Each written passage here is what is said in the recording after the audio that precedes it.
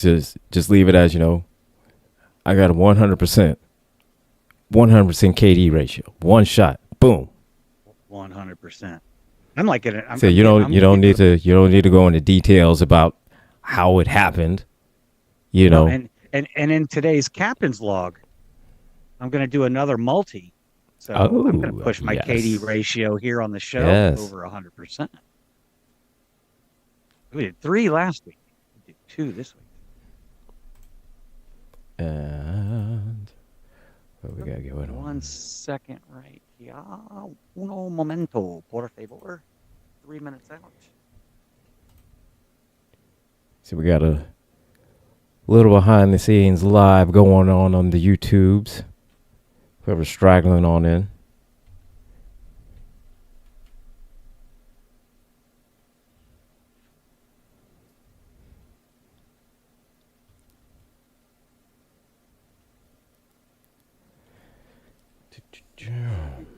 All right. Nope. Wrong one. There we go. Is that right? Yeah, there we go. All right. Get my camera turned back on here. Nobody needs to see me swigging from the bottle.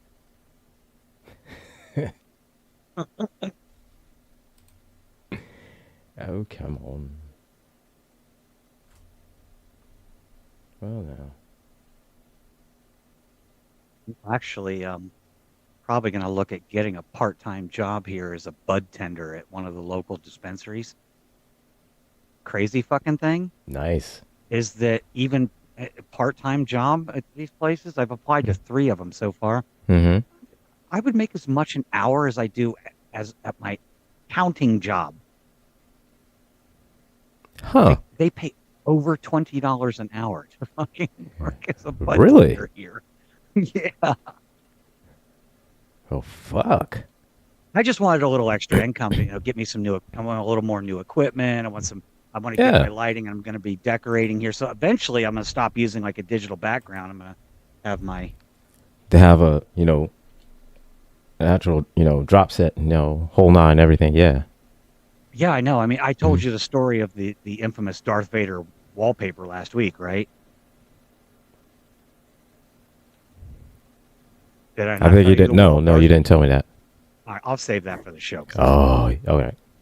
Let's see where... It's kind of spooky too, actually. Ooh, I love a spooky story. That's good ones. It's a little spooky, see? Yeah, see? Then that spookiness, did you get cut in for a piece of the action? We got a piece of the action. We were trying to get rid of the action. The action found us, see? The action came for a piece of us, see? Ah, see? Well, they're trying to get... It's a little spooky, see? Yeah, it's all, see? Yeah, see? It's all spooky, see? We're not trying to get scared off, see? Alrighty, let's see what we got. It is 3 o'clock. We have got the show to do. What we at? Piece of the action. I'm DP pulled up. And I'm ready. Whenever you're ready. I'm feeling good. I'm ready. I'm feeling good too. I'm feeling good. Well, hello, everybody. Nobody. Somebody. Hopefully everybody. Everywhere. Back again. 2nd week in a row.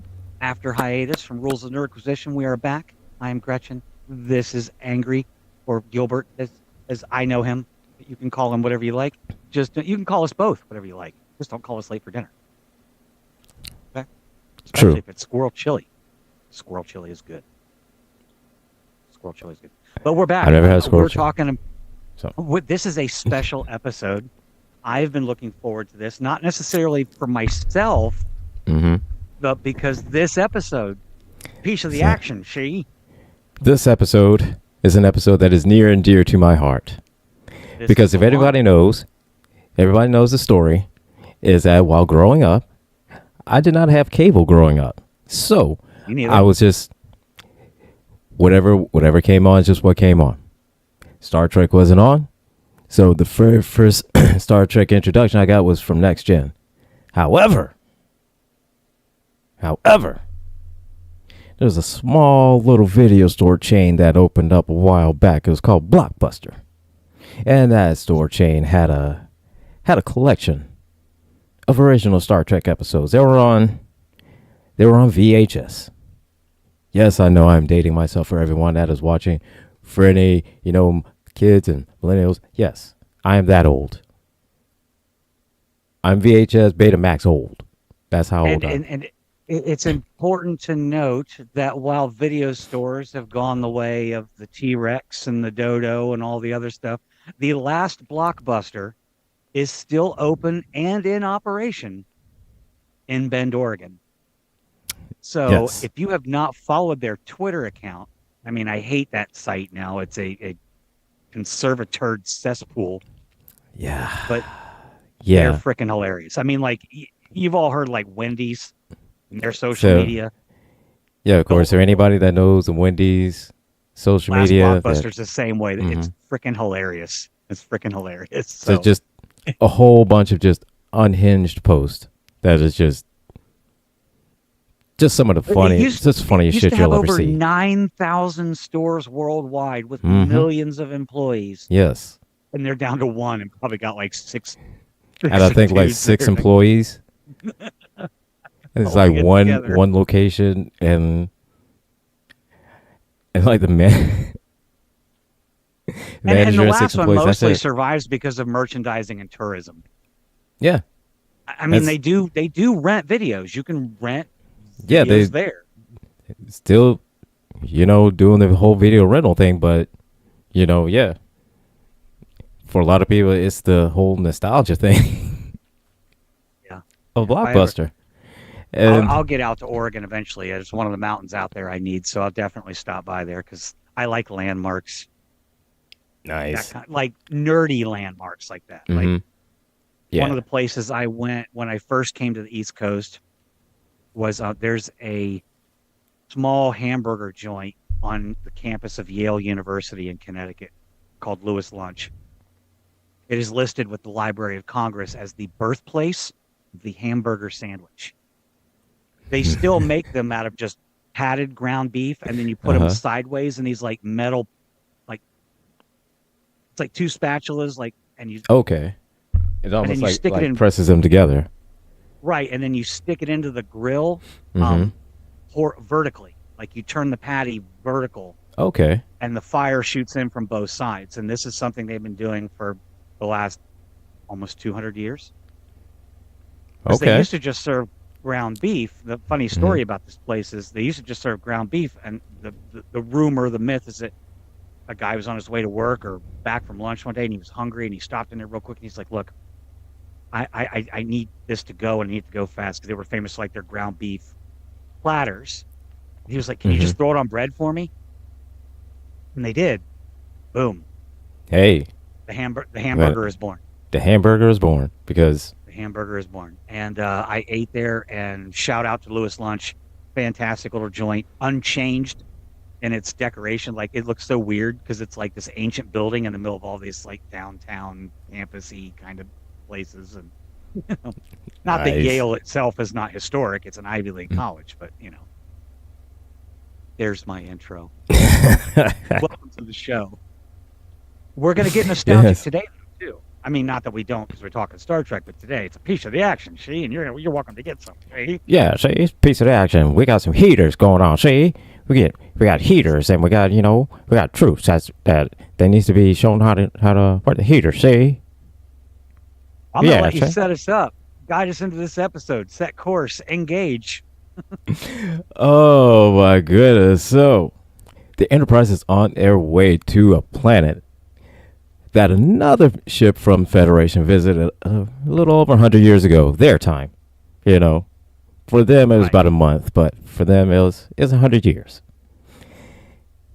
So And- the original series took place in what, the 2200s? 2256, I think. I want to say something like that. 2156 when the Horizon visited, what was this planet called? Sigma Iota? Sigma Iota 2? It is Sigma Sigma Iota, Sigma Iota, Iosha or Iota 2? Yeah, I'm Sigma thinking Iota. Iosha because it's IOTIA, so Yeah. Iosha. Is it Iosha or Iota? I watched this episode 3 times this week, and that's the one thing I didn't focus on was the proper pronunciation of the of the So, planet. no, Although there is one of the characters in the show, Bella Oxmix. His name is spelled OKMYX. I want to say Oxmix, but it's Ox. Oxmix. Yes. And it's uh yeah, this episode is very near and dear to my heart because it's the very first original Star Trek episode that I've seen. And it was because of Blockbuster. Shout out to my mom. She hates this episode.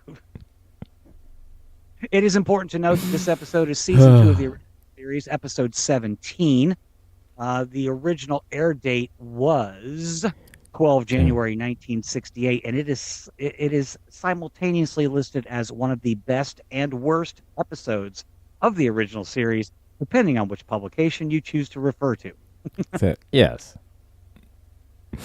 Needless to say, I love this episode just simply because it was just the funniest thing.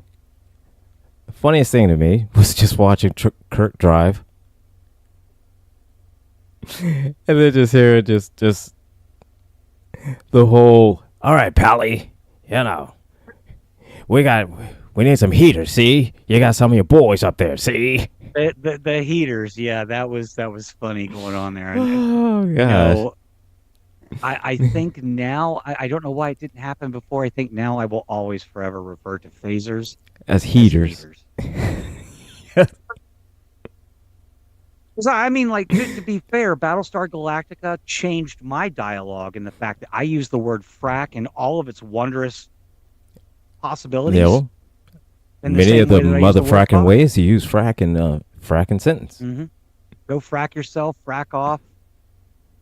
Said mother fracker. Frack. Just one of my favorite scenes in Battlestar Galactica is the finale and everything's going to shit, right? And God, I can't think of his name. Help me out here. The guy from Quantum Leap. He played Pavel. Oh,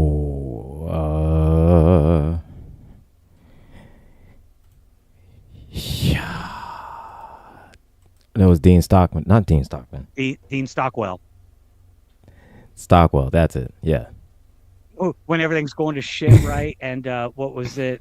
Chief Tyrrell kills what's her face when he learns that she blew Pally out the airlock. Oh, and he grabs the gun and he's like, "Oh, frack!" Kills himself. Like that was, I didn't see it coming when I saw it the first time. I was like, "What the frack?" Right. Babylon 5. Oh god, that's such a great series, and such a, and one of the spinoffs to it, like it went 2 seasons. It was like I forgot the name of it. I have to look it up on IMDb, but the main character of it was Galen, the techno mage Galen. But yeah, that was a great show. It's a shame they didn't never finish that one up because that spinoff only went like 2 seasons, I think. Was that a Babylon 5 spinoff? Yeah. There was The Gathering, In the Beginning, Third Space, The River of Souls, A Call to something that got cut off there. Call to Arms. It may be that one. I have never seen Babylon 5. And that's kind of sad because doesn't Walter Koenig appear in that show? Mm-hmm. He is, yeah. And I've seen the episode that he was in, or at least one of them. I know he was a recurring character, but oh yeah, he's a dick. Yeah, that's what I heard, which is funny because Chekhov is so lovable. And that's what puts you in like such a weird space, is because you see him as Chekhov and you love him as Chekhov, but then you see him as, I forgot what his name, but he was what was their term? A mind cop, mind cop, mind peacemaker, something like that. But essentially, that they were telepathic. Bester is the name of his Yeah, character? Bester, yes. And essentially, they were, like telepathics, but they were telepaths, that were cops. And, yeah, he was the worst out of all of them. And he is only one of 2 remaining cast members of the original series that is still alive. This blows my mind because I still think of him as a kid, even though he's always been older than me. Right. But yeah, you look at him in the episode, you still think of as Chekhov. He's 88 years old. Oh my God. Chekhov is 88 years old. He was married to Judy Leavitt until her death in 2022. So, condolences to you, Mr. Koenig. I know you went through a tough time with your kid when he was found. That was sad. Yeah. And I can't imagine it's easy to outlive a spouse. I saw my grandfather at my grandmother's funeral, and he was just you couldn't sue them. You couldn't. So when you're married that long, we salute you, sir. Yeah. We salute absolutely, you. Sir. It's a long time to put up with someone.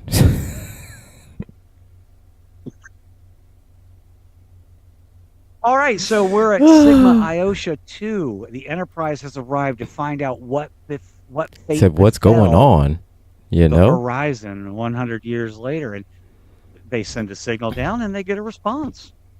So yeah, from a Mr. Oxmix. Bella Oxmix. Time to get out the captain's log. It's time to get out the captain's log. See, here's the get the captain's log out. We're gonna flip the page. Titled "A Piece of the Action." Bella Oxmix was played by Anthony Caruso. Carusco. My apologies. He passed away April 4th of 2003. Most credible appearances known for westerns. He was in. You name a western, he was probably in it. Gunsmoke, Have Gun Will Travel. Okay. All sorts of stuff like that. So, but yeah. Awesome. And he refers to himself as Boss. Boss Oxmix. Everyone on the bridge of the Enterprise is like, Boss? What? Oh. Boss? Oh. Okay. Boss Oxmix.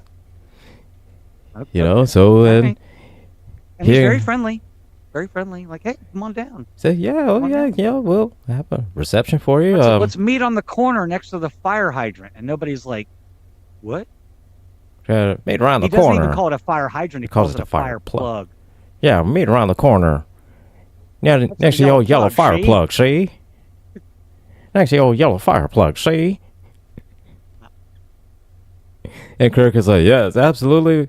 Buzz Oxmix will be there shortly. So he beams down and immediately they are captured. Immediately. The first of many in this episode, because apparently they don't learn from their mistakes. But I think it's like 2 or 3 times they get captured in this episode. But the first thing they notice is like everyone is walking around this like 1920-ish looking town, Old West style. Like everybody's just like strolling down the street with Tommy guns over their shoulder. Like even the women got like holsters on their belts and so just like it's nothing. And you see it in the funniest thing for me is was one of the women was walking through with a baby carriage, and the guy stopped him and pointed the gun in to look over. It's like, right? What, yeah, he lifts the blanket up with the barrel of the gun. Like, use the barrel of the gun to lift up the blanket. It's like, bro, what if your finger slipped and you just? This is an important reminder to everyone, as you know, if you don't know this. Gilbert and I are very liberal-minded individuals, But we also both believe, at least I believe that you Mhm. believe Yeah. in the Second Amendment. Oh yeah. And Oh yeah. and if you do, I went through NRA gun training, but even if you didn't, don't point your gun at anything you don't intend to shoot. Yeah. That's rule number That's like one. rule number one. Rule number one is keep your finger off the trigger until you're ready to shoot. And then Well, yeah. rule number two is don't point the barrel at anything that you're not willing to shoot. Yeah. So And rule they're just one. like, He said rule one, safety on.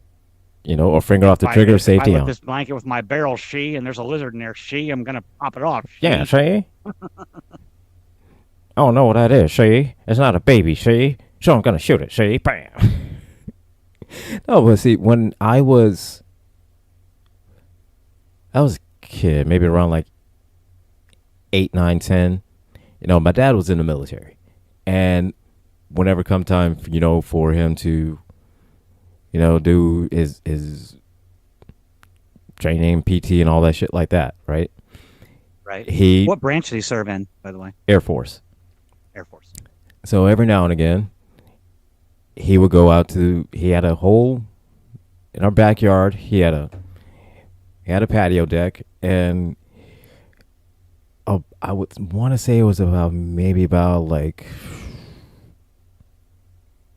30 yards, maybe 50, and he had a target set up, and he would just target practice.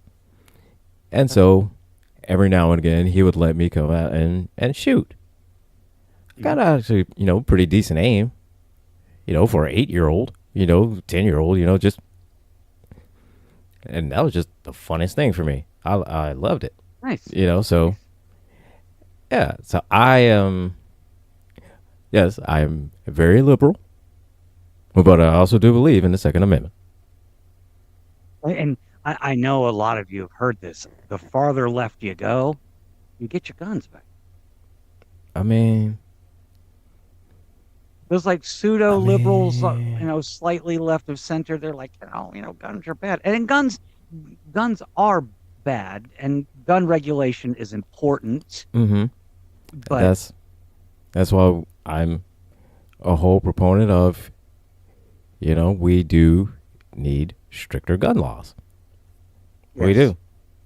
But not on Sigma Iosha 2, apparently, where you Sigma can just Iosha point your gun 2 at a baby and with Say, no look here. repercussions. It seems like on Sigma Iosha too, you can just get those shits from Amazon. Like, like they almost. It seems like they almost have like vending Amazon machines. account on Sigma Iosha 2, and it's like you last looked at Thompson, the Thompson 22, the Thompson. Right. I don't know all the calibers of a Tommy gun. My uncle had one once with a 100-round drum, and his was a 22 though. But I think they had a 45. I think was the World War II caliber. Okay. Well, all I know is this: Sigma Iosha 2 had every caliber of every gun. Yeah, it was a 45. The one that was most commonly used in World War II was a 45. Still, I wouldn't want to get peppered with a 22, to be honest with you, especially if there was a 100-round drum in it. No. Nah, I'm good on that one. But yeah, anyway, Kirk and Spock and McCoy are the three to beam down, and they are They immediately escorted captured and to escorted meet to the boss Oxmix. She. Yeah, see, we found them, boss. Right where you said they were, see? What were you said they be, see? What are you doing? What are you doing? Put your heaters down. Put your heaters down. There are guests. There are guests, see? And so, yeah, and then Oxmix gets to the point is that we're going to be so annoyed with this. He wants heaters, see? And he needs some of Kirk's troops, to come down and show his boys how to use the heater, see? So we could take out all the other bosses and make himself the big boss. Of all the territories, not just his, see? He wants all the territories. All the territories, see?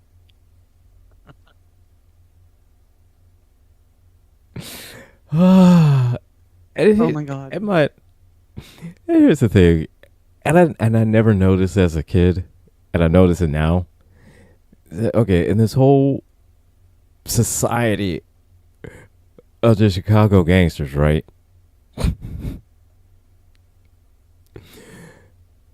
Where are they getting all this money and these funds from that they're going to do all this stuff? And then where are the cops at? Because there's got to be some kind of balance of cops where, there are cops to chase the bad guys and then put it. I mean, some kind of balance. Otherwise, not everybody. They can't everybody give you a crook. There were no police officers. But there were no there police. was no law enforcement on this planet. It was just like somebody said, "Hey, Al Capone, you get your own planet. No cops." They're like, that sounds great to me, she. Oh, that's all you had to tell me once, Pally. And then Pally. Sounds like I could go there and get a piece of the action. go there for a piece of action, see? And that's what everybody wants is a piece of the action. And it's like, and Spock said it best, said, you don't even know what the action is. It's like, and it's like, that's the whole episode. What is the action is on this planet? What exactly is the action? And why does everybody want a piece of it? Well, I mean, apparently that's just their philosophy because it's all based on the book. Of course, yes. The contamination of what Chicago that's how mobs how, of the 20s, published yes. in 1992, the same year I graduated high school. That was 3 years before I graduated high school. Yeah. Dating ourselves It looks a like little bit. Bible too. It's like this big leather bound with all these like fancy bookmarks sticking out of it. I mean, I kind of thought it looked like plastic, so it probably wasn't a real book, but or if it was, you opened it up, the pages are blank, right? Right? But it was this big, just massive book, just weirdly big ass book for no reason big. Of Chicago mobsters of the 1920s. So of course they found the contamination. If somebody wanted to really sell some cool Star Trek merchandise, you could write this book. I mean, the source material is there. All you have to do is reference the Chicago mobs of the 20s. Yes. Tell the stories. They just tell the stories, yeah. I was always more of a Lucky Luciano person. I liked him more than I cared about Al Capone, but nobody can forget the ball bat scene from Untouchables, right? Like, Mm-mm. But when a man takes the field, he's part of a team. Team, Yeah, team, sheep. Team, yes. Yeah. Do you remember the Geraldo Rivera Al Capone's Vault special that he did on TV? Oh, no.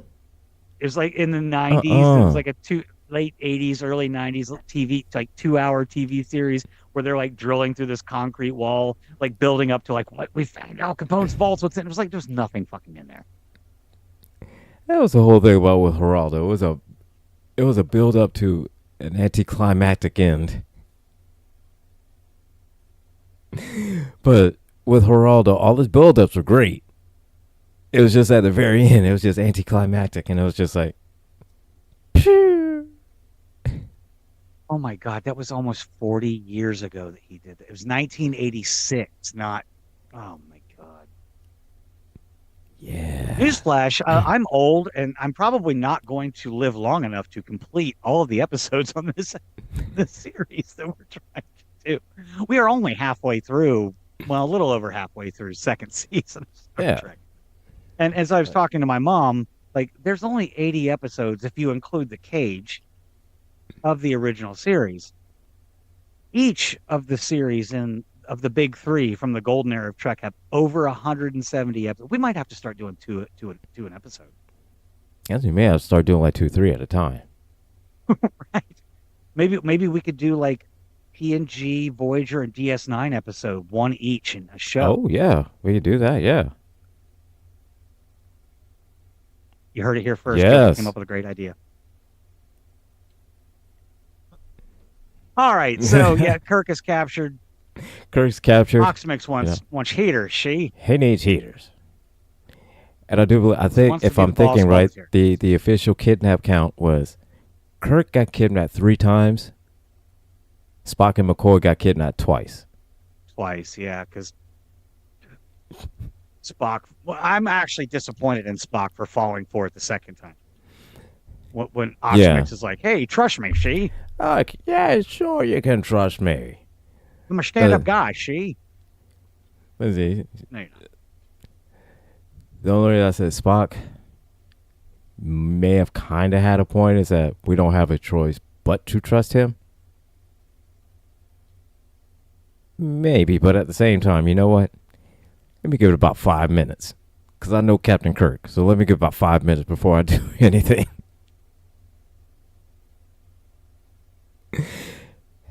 And so that second time they got captured, then that's when. Well, to get away the first time, well, I need to reference this because this is another little nerd clip here. Kirk distracts the Oxmix's his boys, while they're playing a card game, and he teaches them this game called Fizbin, which he's making up as he goes. Like, the rules are changing depending on what time of day it is, what day of the week it is. But Fizbin, spelled differently, Fizbin the Fabulous, was a famous wizard from the Dungeons and Dragons realm of Kryn, from the Dragonlance series of books. I'll just throw that out there. The more I know you're not a big D&D know. person, but yeah, right. But yeah, he was kind of a befuddled old mage, but very powerful. So yeah, Kirk teaches Fizbin, in which you pulled a jack and you had a half Fizbin, but no, if you get another jack, you get a croak.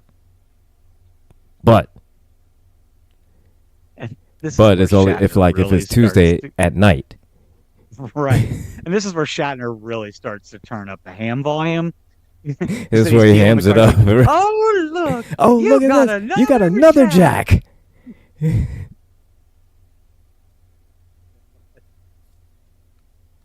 Hey, props to McCoy who got it, who opened up a little can of whoop-ass during that scene. Right. McCoy got to get some ass. And then Kirk looking up at Spock and said, do you know the calculation of it is to get a royal Fizbin? Spock, what are they? I have not tried to compute them, Captain. He looks thoroughly annoyed. Thoroughly annoyed. He said annoyed and confused. Like he knows what he's doing, confused at the whole thing of what he's going about doing it.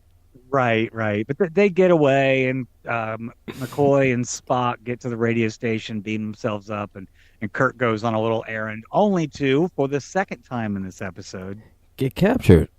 Except this time, he gets captured by a different boss. Jojo Krako's men. He gets captured by Boss Krako. Boss Krako, by the way, was played by Vic Tayback. And he passed away May 25th of 1990. And this guy was all over the place. Not only was he in the military, he served in the Navy. He was in Man from U.N.C.L.E., Mary Tyler Moore Show, Bonanza, Columbo, Fantasy Island, All in the Family. I mean, this guy was all over the place. Yeah, when I first saw him, I was like, where did I know this guy from? Where did I know him from? Because I know I remember seeing him.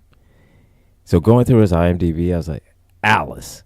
That's where I remember seeing him from. It was from Alice's Diner because he was the cook. And I remember that because he was the reason why I watched the show. Right. Mel, that's it. His name is Mel. Yeah, he was the owner, right? Because it was Mel's Diner. It was Mel's Diner. He was Mel.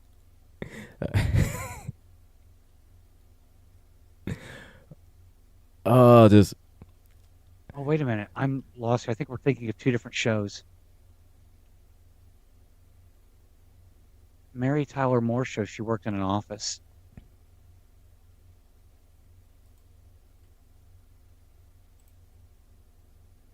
Okay. Yeah, Vic Tayback, yeah. He's in the TV show Alice. But the diner, it was Mel's Diner. But Mel's the show was TV. The TV show's name was Alice. Alice, that's right. Mm-hmm. Wow. Okay. Yeah, we got way off topic there. I don't even think Oh Mary man. Tyler Moore was in that show.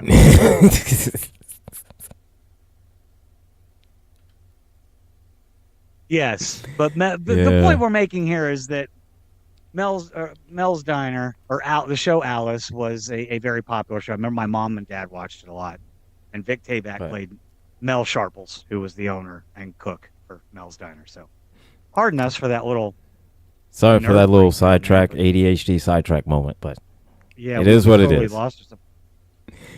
But yeah, he gets to meet Boss Crackle, Boss Crackle, and then Guess what Boss Kracko wants? oh, he wants heaters, and he He he wants wants heaters. heaters, and he wants guys to teach him how to use his heaters too. But unlike Boss Oxmix, Boss Crackle is willing to cut him in for a piece of the action. See, cut him in for say, That mysterious, elusive piece of the action. say the piece of the action. In fact, it was only the kid that's later bribed in the show that was actually offered an actual percentage until the very Right. end when Kirk is making the final deal. But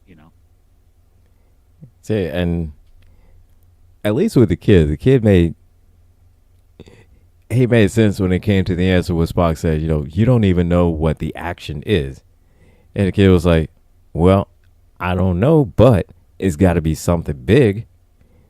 If you're going after Boss Krakow, it's got to be something really big." So come on down, let's talk about it. Not knowing that Kirk is being offered a third. Again, not an actual percentage, but I guess if you want to get technical, 33.3%. right, he's offering the kid a 33%.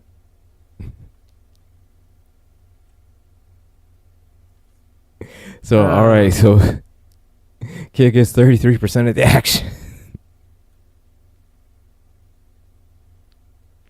So Wait a minute. Kirk and McCoy. If the kid gets being 33% down- of the action and the whole entire federation gets 40%, so that Yeah, kid came that's out on the top. end, right? That kid came That's out on the top. end. Right. But Kirk and McCoy beam down after little reassurance from Oxmich, and you'll never guess what happens. He gets captured again. They get captured. That's their second time. It's They Kirk get and- captured. Yeah, Or Spock and McCoy's second time. McCoy, they get captured again.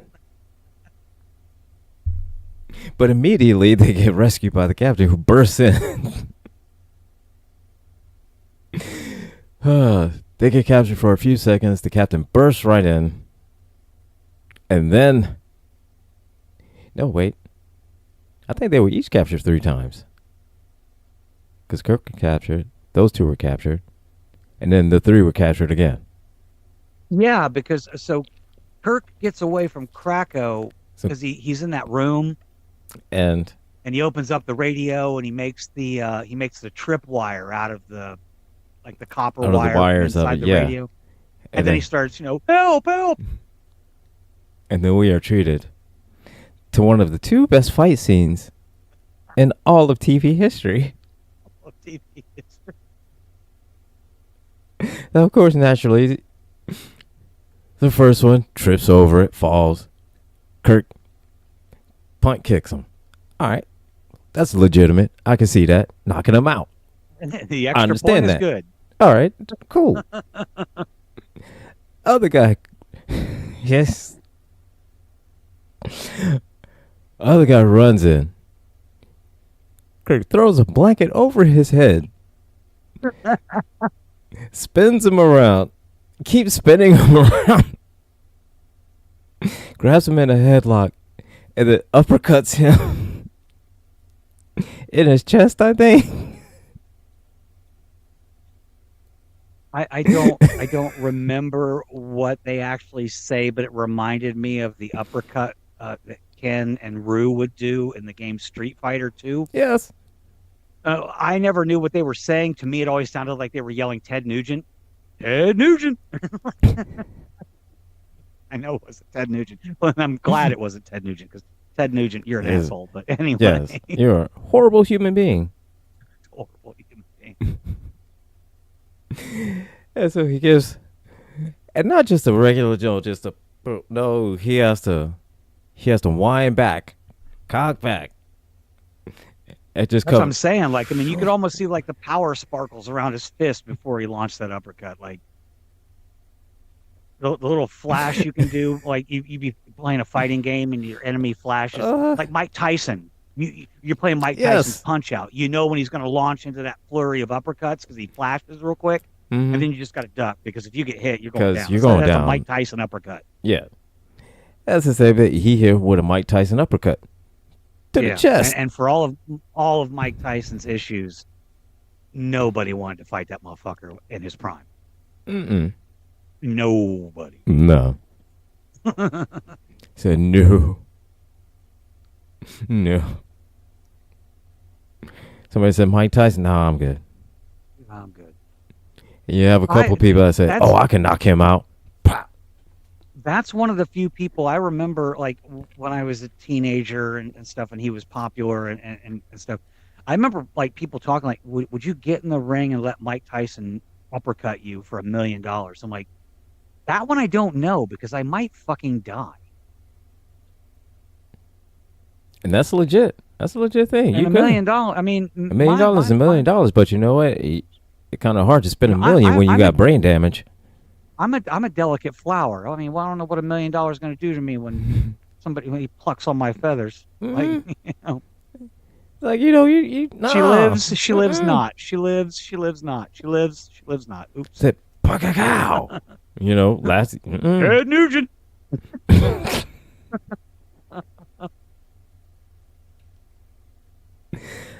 Mike Tyson will knock your ass out. Nah, I'm not trying to see that shit. Yeah, I mean, unless you're really, really into nerddom, I mean, that's dimensional travel right there. He will send you to the next dimension. Right? Like, nah, I'm good. Nah, I'm good. I don't need. I don't need that smoke. I don't want that smoke. Right. Okay. So, He hit Kirk him with shows that up just uppercut. in time to rescue Spock and McCoy from the evil clutches of Okshmik. She. Oxmix and throughout this whole episode, I've never seen Spock do the Vulcan neck pinch so many times on so many people. Right. Now I got to know how many neck pinches.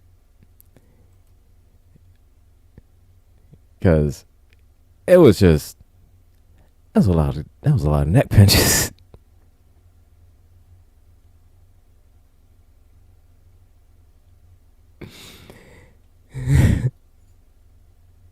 Says, oh my God, the AI overview on Google says that he only used it once.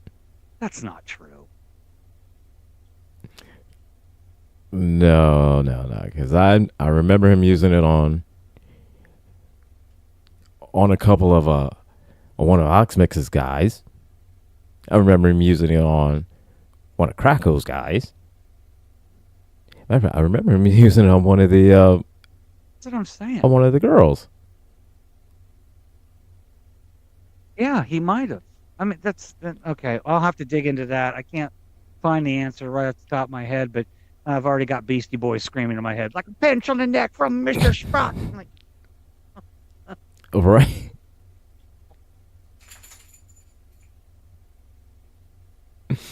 But yeah, they get captured. Kirk frees them. And then Kirk.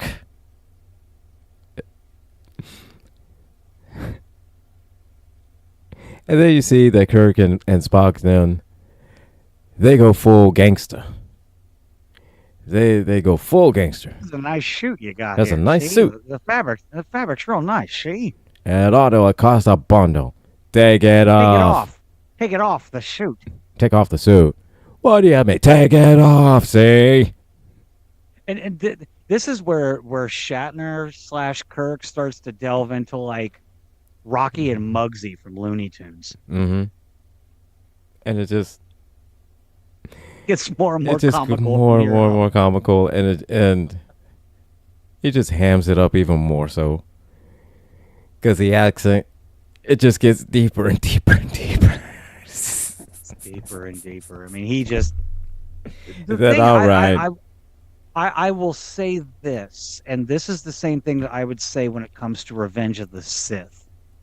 Is that, because people have problems with the dialogue and the prequels and the acting being hammy and stuff like that. One thing I've Mm-hmm. always maintained when it comes to Revenge of the Sith is that the Emperor, that character, and I Right. think the actor Ian McDiarmid is the one having the most fun in that movie. The You can see it Okay. in his portrayal of the Emperor. The Emperor is just having a fucking blast. Like, I'm taking over the universe. Ain't nobody stopping me. This is All right. fucking fun. So And so right. I actually think that Shatner had fun doing this episode. I don't know. I haven't read interviews with him about it, but I mean, if you're watching it, you're like, Yeah. You can kind of see dude's it's having like, fun. look, what? He's having fun. To look, you can see it's like, look, he. Let me just go full 20s gangster, and Full 20s gangster. so I'm surprised at the end he didn't start calling himself, I'm Boss Quake. Boss Quake. And I get 40%, see? He has 40%, Boss see? Quake.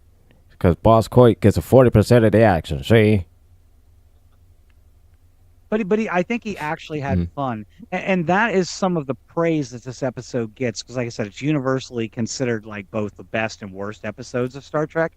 Yeah. Um, but one of its many praises is that it showed Star Trek's ability to expand into multiple genres.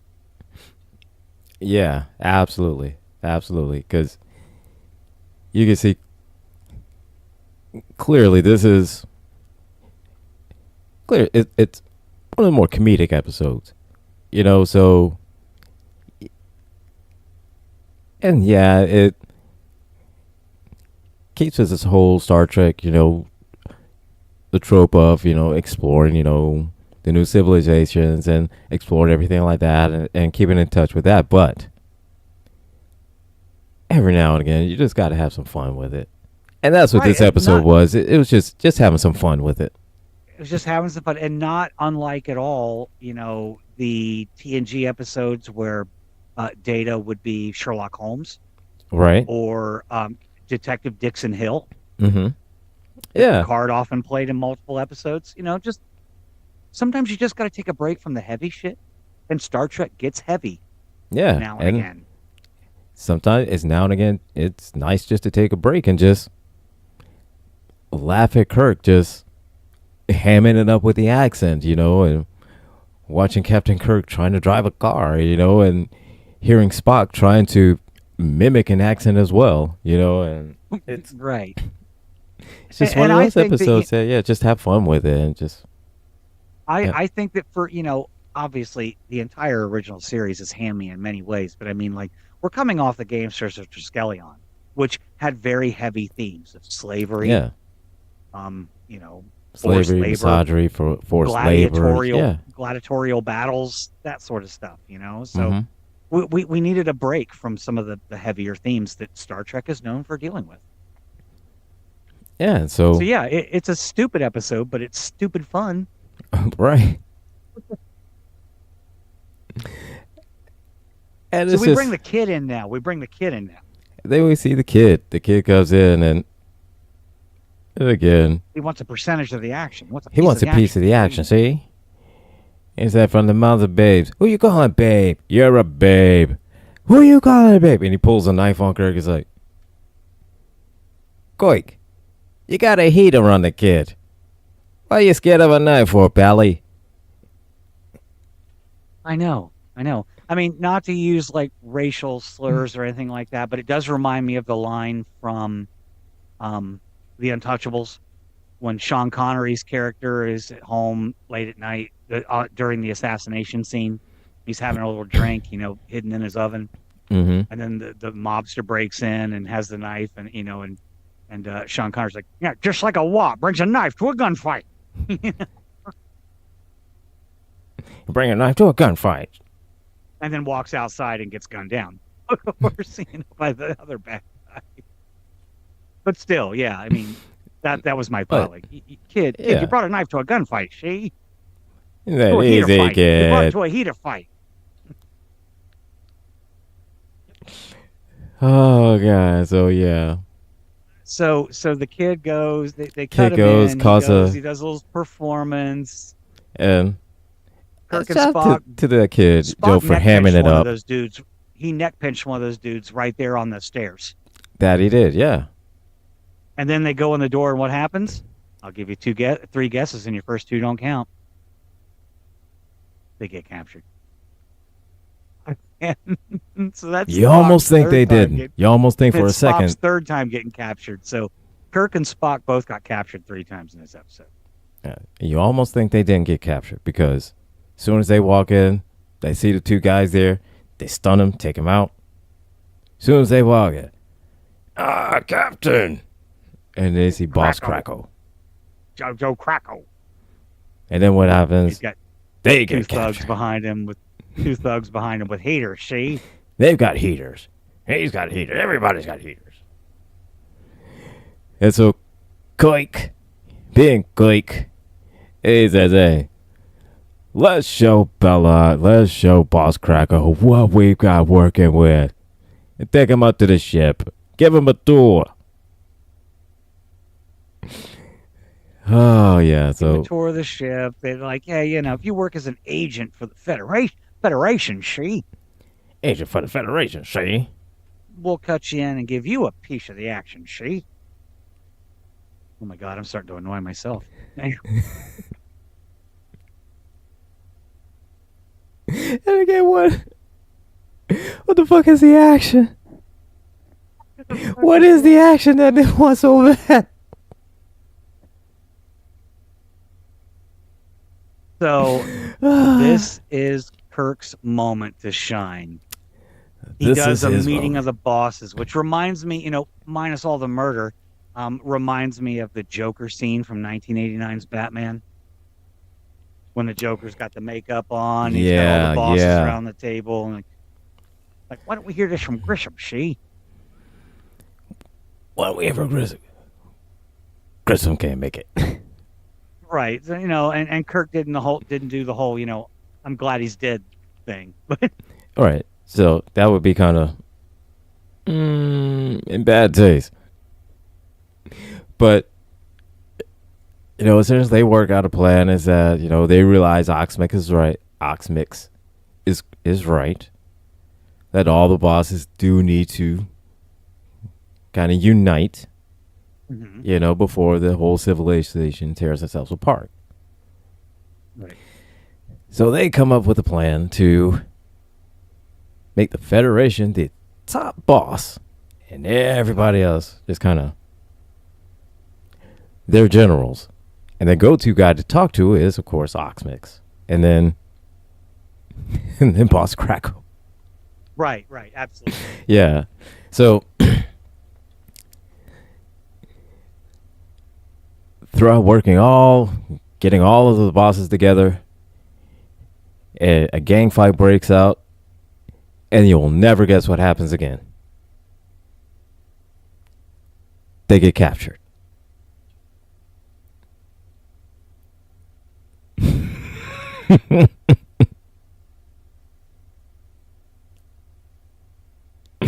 Yeah. The thing about this episode that's awesome, though, is that even though they get captured multiple times, you never really feel that Kirk and crew are in peril. Yeah. Because everybody's having too much fun in this episode. Right, Every yeah. actor, I think, is having fun. And you can tell, you're just like, everybody's having so much fun doing this. Like, Yeah, because, you think about it like this. Captain Kirk as a 1920s gangster. Come on. That's hilarious in itself. it's hilarious. It's also kind of terrifying, though, because I think Captain Kirk as a actual mob boss would That would be terrifying. Yeah, because... be terrifying. Yeah. He would be the boss of bosses. Oh, absolutely, yeah. Like, I will beat every man's ass. I will bed every woman. It's like, Everything belongs Yeah. to me. All Like, he the wouldn't- action is mine. Nobody gets a piece. See, yeah, it's all mine. like he wouldn't be the boss that would just sit at home. No, he'd be out there putting in that work. he would be putting in, on every hit. He would be one driving, loading he'd be him. putting in the work. He'd be one there. Spock would be Jamie Lannister standing outside Kirk's bedroom. That's about right. While the king is in the bedroom, petting every woman in the realm. Uh-huh. Well, and I mean, come on, it starts in the very beginning. I mean, I know it's one of Kirk's things, but like the two women they meet on the street at the very beginning of the episode when they first get captured, and like they're walking away, and the one like gives Kirk the gives long him the look. side glance, like, no. It's like, yeah. And You need some heaters, Kirk. You're gonna need some heaters to impress those. I'll go ahead and say it. I'll go ahead and say it that even though, Bill, you got some problems, I'd have done Captain Kirk. I would have. I'd have done Captain Kirk. Now, if you were standing next to Cisco and I had to pick, then sorry, you lose. You lose. Worf, you lose. but Kirk, if it was just in TOS era, yeah, I'm dropping them drawers for you. You're just lucky Cisco ain't born yet. Cause I know that whole suit was a thirst trap. I know that. He did look good in a suit. Leonard Nimoy looked good in a suit. Thirst trap. Yep. And that's always something I thought was always not just funny but great, is that Leonard Nimoy often said he's like, very soon after Star Trek started to pick up steam, he was getting more fan mail than anybody. Every girl wanted Spock. And there's no lie about that. There's no lie there. No lie detected. Okay? Yeah. It's just... And I love the way how they kind of touch based on that in... not Discovery. Strange New Worlds. No. Strange New Worlds, the very first episode when he's with T'Pring having dinner. Yeah, getting engaged. That was some sexy ass shit right there. It was Strange New Worlds, but I want to say it was that crossover episode with Lower Decks. And okay, yep. And the one girl noticed that, he is, talking about he's really, better looking in person than, he's sexier in person, something like that. He thought, right. Pike looks great. He said, no, I'm talking about Spock. That was Trials and Tribulations, Deep Space Nine episode. Jadzia was saying that to Cisco. Oh, okay. Because she says, he's better looking in person. And Cisco says, yeah, Kirk was known as a ladies' man. She's like, oh, no, not Kirk. Spock. Yeah, and by the way, since you did bring it up, Strange New Worlds Season 3 comes out this month. It's this month. This June 1st. Yeah. Happy Pride, by the way. Pride month. Yeah, because usually the new Star Trek shows, they drop in about June, July-ish, so yeah. I haven't been on TikTok much, but I do have a TikTok friend there he and another girl do a rewatch podcast of Next Generation. Okay. So, if you don't follow Nzinga over on TikTok, check her out. His name is Gotham Knight, and I'm a little jealous. I don't know how this panned out. I might have to message him. He did a TikTok video where he said, look, I was just scrolling through Paramount one night, and he showed a screenshot of his Strange New World Season 3, and it said, watch now.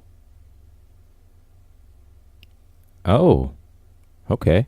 And he was like, I was just wandering through Paramount when this happened. And I'm like, I am both envious and I fucking hate you right now. May have to check that out. I am still very anxious because Season 2 ended on a cliffhanger. Yeah. We're in this Borg battle, or not Borg, Gorn. Gorn, yeah. Similar letters.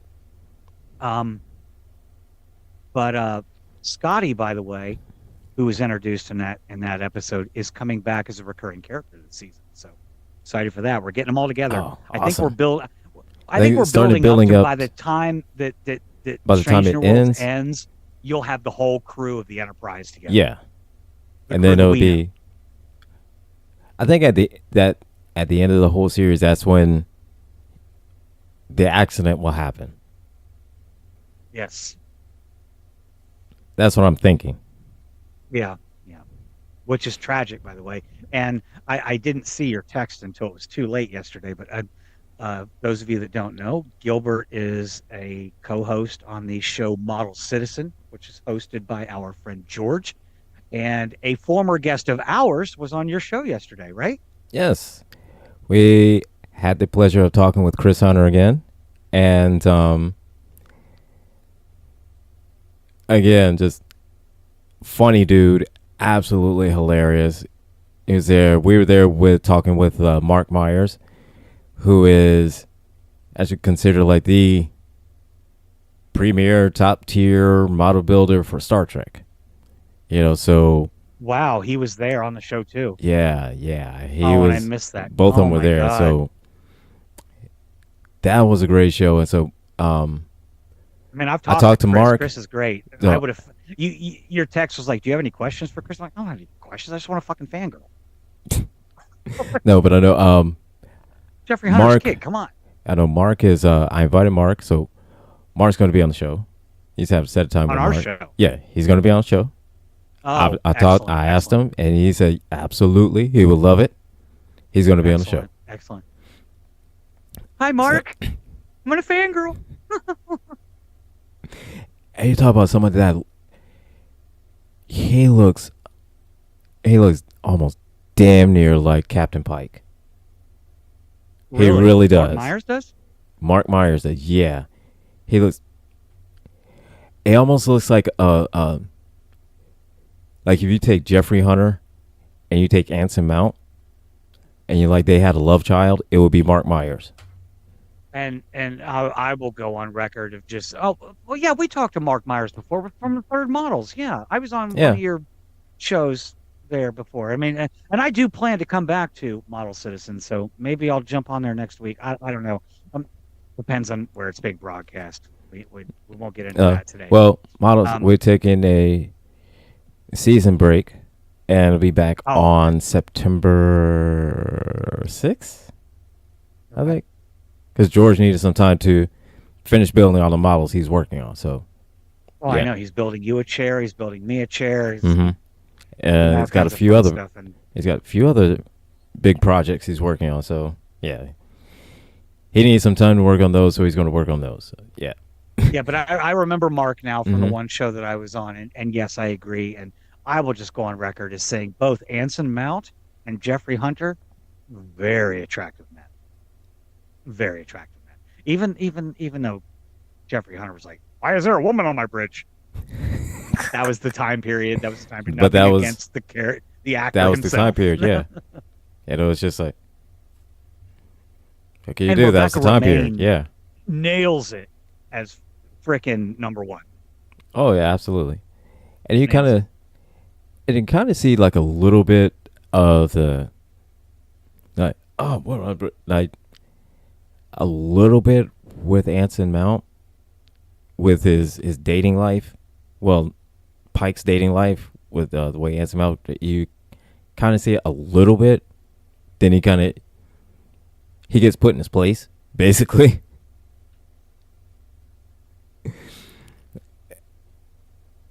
And it's like, you damn it, Anson Mount is married. God damn you, sir. God damn you. Of course he would be. Captain Hair. I mean, come on. You have hair like that, and you say, of course he's married. Why wouldn't he be? You can't have hair like that and not be married. I mean, come on. No. Come on. There's a reason why. There's a reason why in the show Inhumans that even though Black Bolt was supposed to have a mask on, what did it do with Anson Mount as Black Bolt? Nah. He got to have the mask off so you could see the hair. Yeah, Mm-hmm. didn't he appeared in Multiverse of Madness as well, right? That he did. That he did. Except Only to get his this time he brain didn't blown have the out. hair. He That's how didn't you have the didn't see hair. the hair because you didn't see the hair. That's why he just went just like that because you didn't see the hair. He didn't Now, have the helmet. If he had a helmet on, right? he If would have he's been okay. if Wanda saw the hair, then he'd be like, "Oh, I can't do anything to you. That hair is perfect.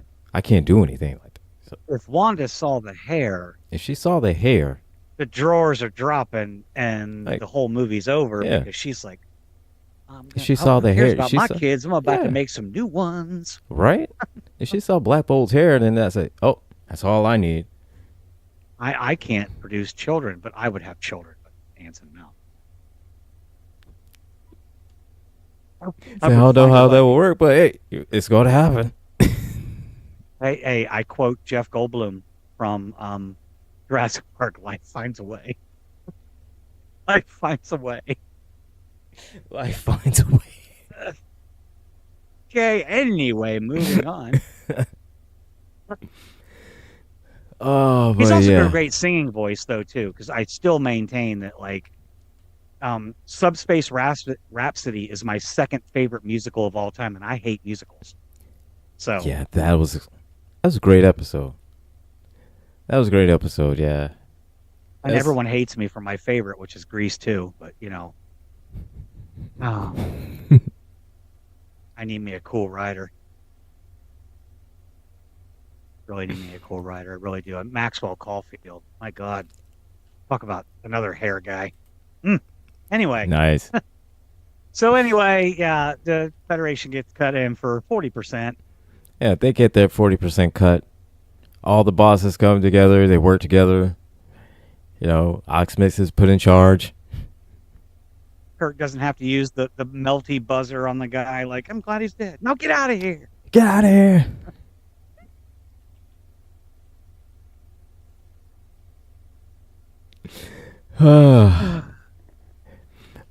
But yeah, like I said, this episode was something particularly special to me.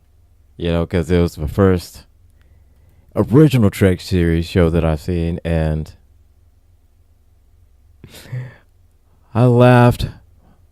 I laughed so hard, and I loved it. And it's a great episode. It's a great episode. It was fun. It was fun. It's a lot of fun. I will say it again. It was stupid fun. Yes. Just stupid fun. And again, the thing that really pushes it over the top for me is that you could just tell that the entire cast was having fun. Even Spock. Oh, Even Leonard Nimoy was absolutely. having fun.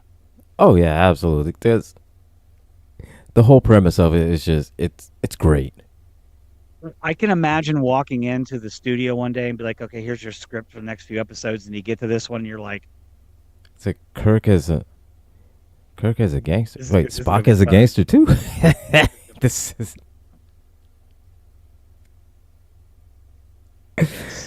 Oh man, that is hilarious. And so yeah, it's a fun episode. A fun episode. I loved it. going back to something that I'd said earlier, unless your name is Gotham Knight over on TikTok, for us mere mortals, Star Trek Strange New Worlds Season 3 will release on Paramount with its first 2 episodes on July 17th. Be sure to tune in. I will be tuning in. Yes. It's my most anticipated show right now. I know you haven't watched Andor yet. I just finished that. And then I watched Rogue One because Rogue One, like Star Wars A New Hope picking up like minutes after Rogue One ends, Right. Rogue One picks up minutes after Andor Season 2 ends. Okay. So like it's So at the end of right in Andor, line. that's where Rogue One starts. right. And then goes right Okay. into Okay. episode 4. So All right, I'll check. Check it It's on my list to check out. I just checked out not Thunderbolts. Captain America: Brave New World. I'm gonna see Thunderbolts tomorrow. Hmm. I'm gonna go to Is theaters it on that one. Is a Brave New World? Is it on Disney yet? Yeah, it just came out on Disney All right, I will need to watch that today then. Thursday, Friday. Yeah, All right, I will need to check that out. So and so Brave New World, that was a fun movie. That was a lot of fun, and it takes place like right after Captain America and Winter Soldier ends. Yeah, okay, right yeah, after, pretty hmm much. yeah. Pretty much right after it ends. Right after it that show ends, it is say maybe like a couple months or so like that, and then that's when the movie when Brave New World picks up, and And this is the moment when you have the character Thunderbolt Ross. yes, Thunderbolt Harrison Ross. Ford is actually the third person to play him in the current MCU, isn't he? Because he was Um, played by Sam Elliott in Hulk I forgot who he's played in and Hulk. William Hurt. He was William. It was William Hurt in Incredible But in Hulk. Hulk, it was Sam Elliott with Jennifer Connelly Yeah. Okay. before Liv Tyler took over that role. Yeah, and then now it's Indiana Jones. And don't talk to him about it because anytime, and this is the thing I can't stand about Harrison Ford. He does not like to talk about or be approached by fans over roles that make him famous. Yeah, I don't understand Like that. if you see him in public, don't walk up and be like, "Hey, it's Han Solo." He will He punch you hates in the Han mouth. Solo. Yeah, and I don't understand. It's like, look, that But you made money off of it. You yeah, so much that you came back in the prequel or sequels. yeah, that's the character that made you, and you made him. Like, I mean, it's I Harrison, don't understand. why you got to be a dick? Why you got to be a dick? There are so many nerds out there that we freaking love you. Even though and I'm going to say this, maybe it's a hot take, maybe it's not. I don't know. Um, Harrison Ford's or Han Solo isn't all of that important of a character, really. Like, I mean, Lando he's Calrissian cool. was more interesting. Like, I mean, Han is cool, you know, He's cool, but I'd rather see a Lando series but with Donald Glover than a.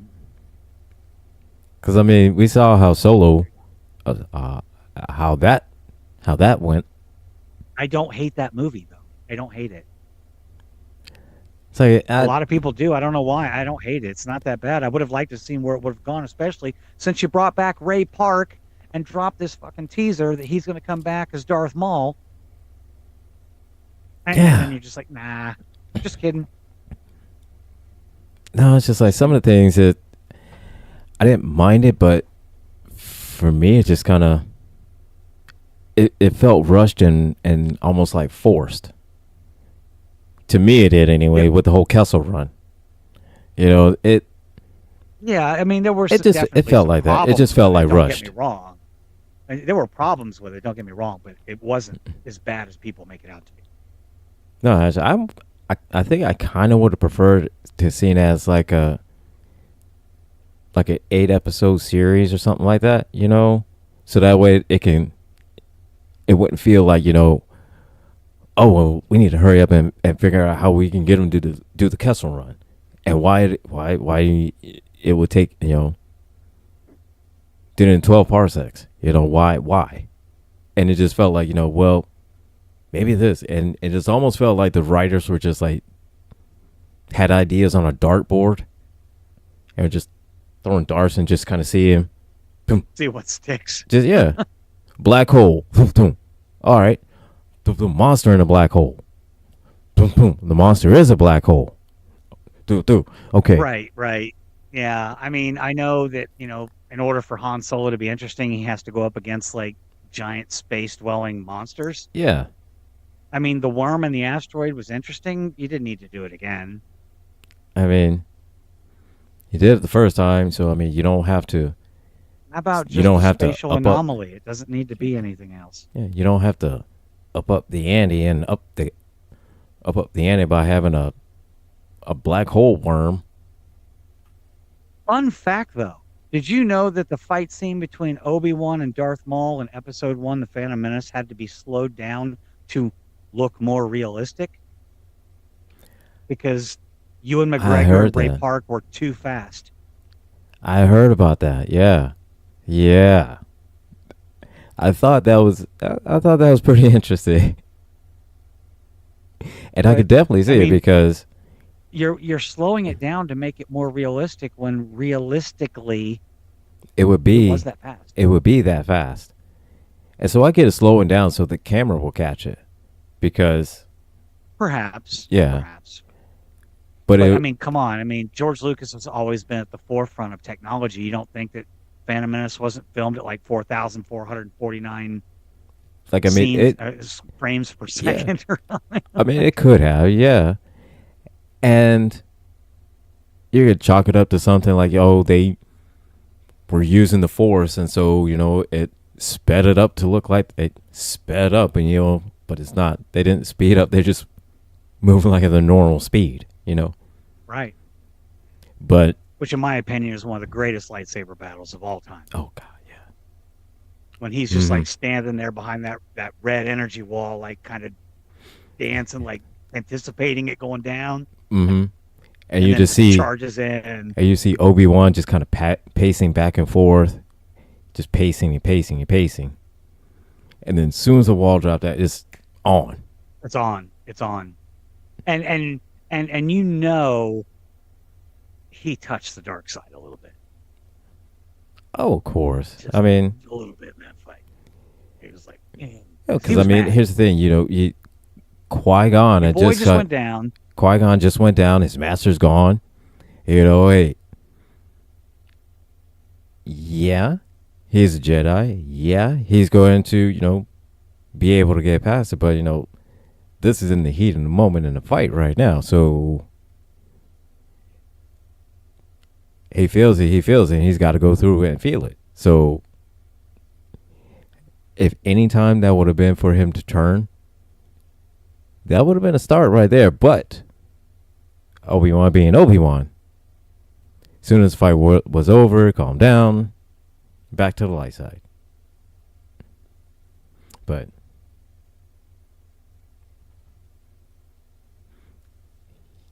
I'm yeah. especially excited for it. I don't want to get too much into Star Wars today. We did a lot of that last week, especially Mhm. with the Vader love and stuff like that.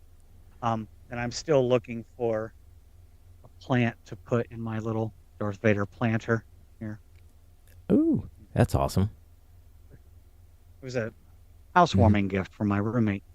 But Strange New Worlds season 2 finale, cliffhanger, the Gorn. They're terrifying. It's They're not a even dude more. in a giant rubber suit anymore.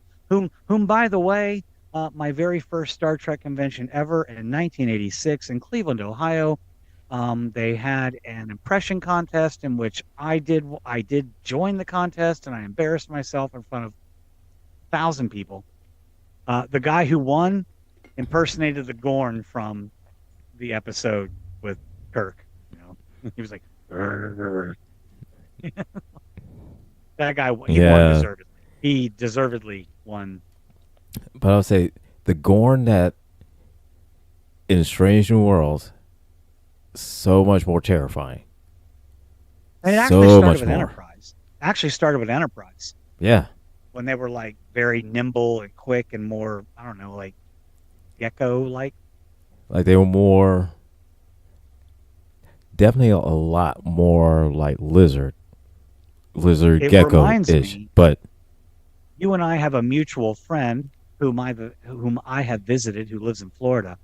And one of the things I remember most about visiting her were the little tiny lizards that crawl around on the outsides of the screens of her screened-in porch, and they'd be like,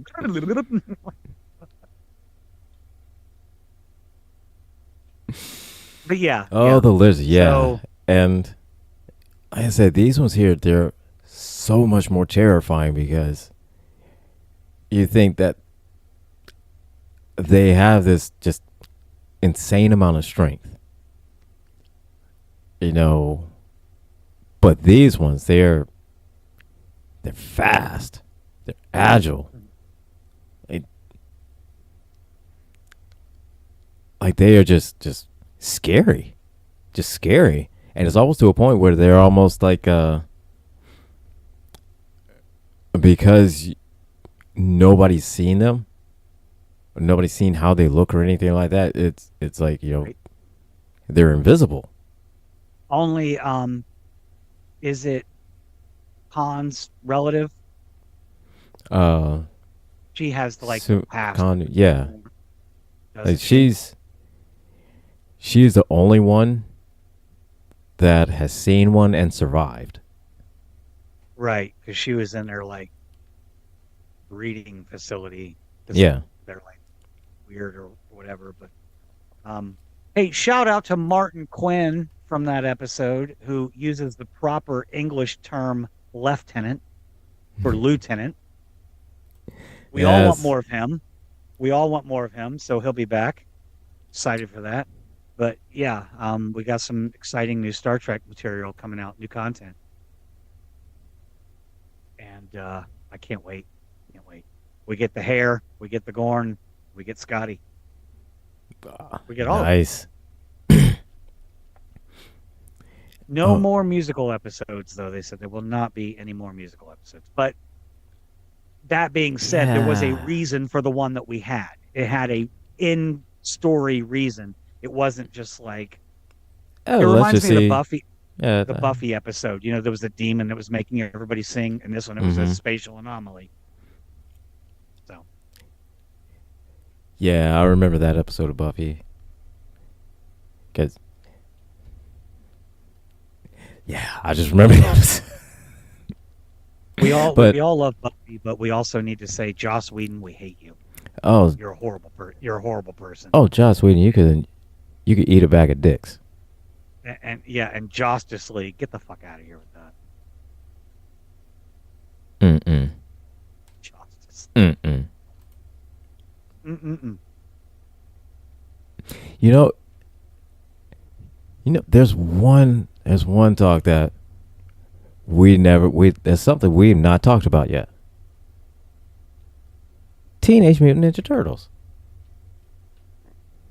We have not talked about that. We need to talk about Ninja Turtles. No, no. I mean, it's come up a couple of times, but never in depth. Yeah. Yeah, so I'm down. Ninja I think Turtles.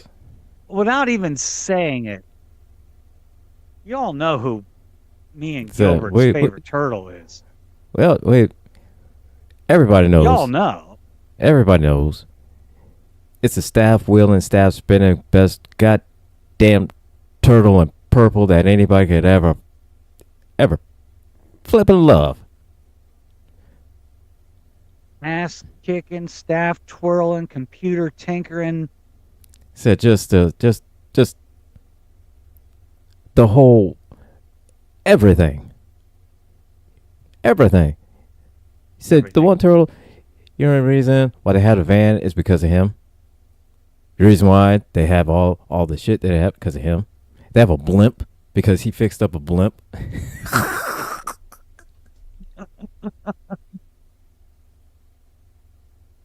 I feel that the series that the cartoon went just way out there when they brought in the blimp. Well, the cartoon always went, but it's a cartoon. Cartoons do that. I mean, we could go back and be like, you remember that episode of G.I. Joe?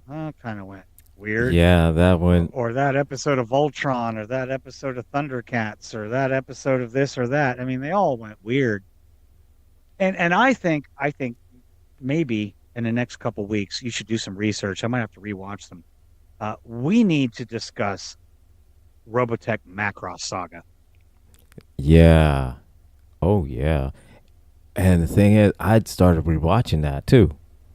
They Oh, had the excellent, whole excellent. series on. Is it YouTube? I think it was YouTube. They had Macross and we had the entire Macross series, and then with the planes, and then the cycles, and so I personally love the planes with Brick It is on Hunter Hulu. On Hulu right now. on Hulu. Okay, so yeah, I personally love the ones with Rick Hunter. You know, Lisa Hayes was Lisa my very Hayes. first animated crush. Min May was annoying. Like Min May was she was too wishy washy for me. Just she's just too wishy washy. I mean, yeah. I mean, I see her and I want to Hulk punch Thor her. right. Just, So just but anyway, Turtles. Yeah. but yeah, Ninja Turtles, yeah. So Big fan of the comic books, graphic novels. that's it. I'm a huge fan of the original live action movie, the one with Corey Feldman as Oh, Donatello. yeah. That one was good. They Cuz that one actually good had cuz real martial artists in the costumes. mhm. And the thing is that those whole costumes that was from Jim Henson, like the Muppet creature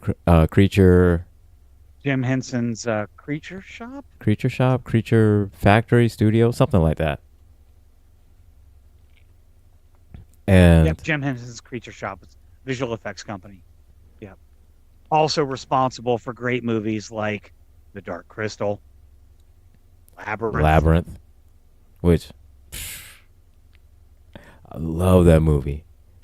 I love Labyrinth. I But loved the prequel series they did to Dark Crystal on Netflix, which was hugely popular. But then Netflix was like, nah, we're just not going to do another season of it. That's cool. We're done. We're out. fucking Netflix. Fucking Netflix. Maybe you'd get more viewership if you didn't do the whole, you can't share it if you're not living in the same house. And fuck you guys. You can't share. Fuck you, Netflix. Fuck you. And it'd be nice if you stop canceling all your great shows after like 1 or 2 seasons. You get a really good show. Oh, we're gonna cancel it. How many seasons? 1.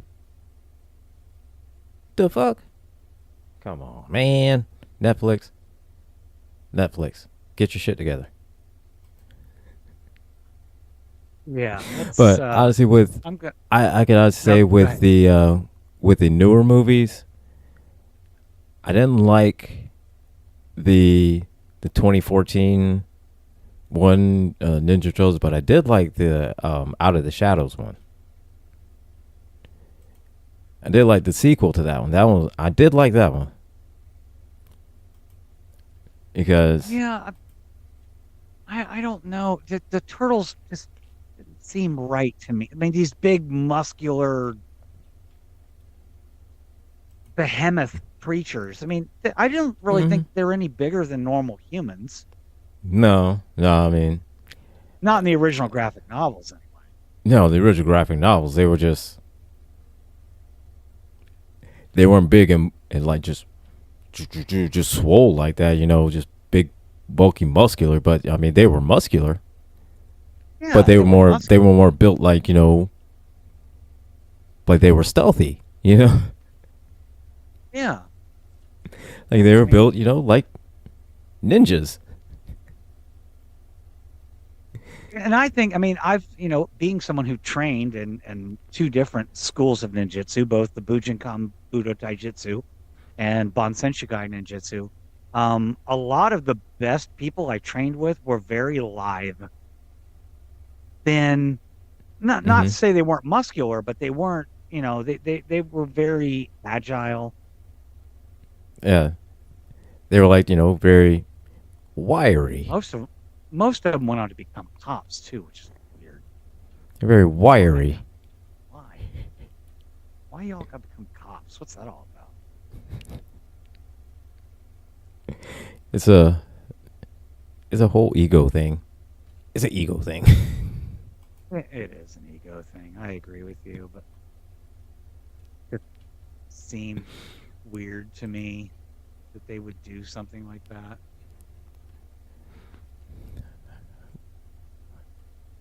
Uh, Fun fact: I was going to be a cop once, only because I was going to arrest all the people that bullied me in school. That was it. Okay, all right then. That was my only purpose. I was gonna be a cop just so I could arrest everybody that bullied me when I was in school. I was gonna arrest them because I'm petty like that.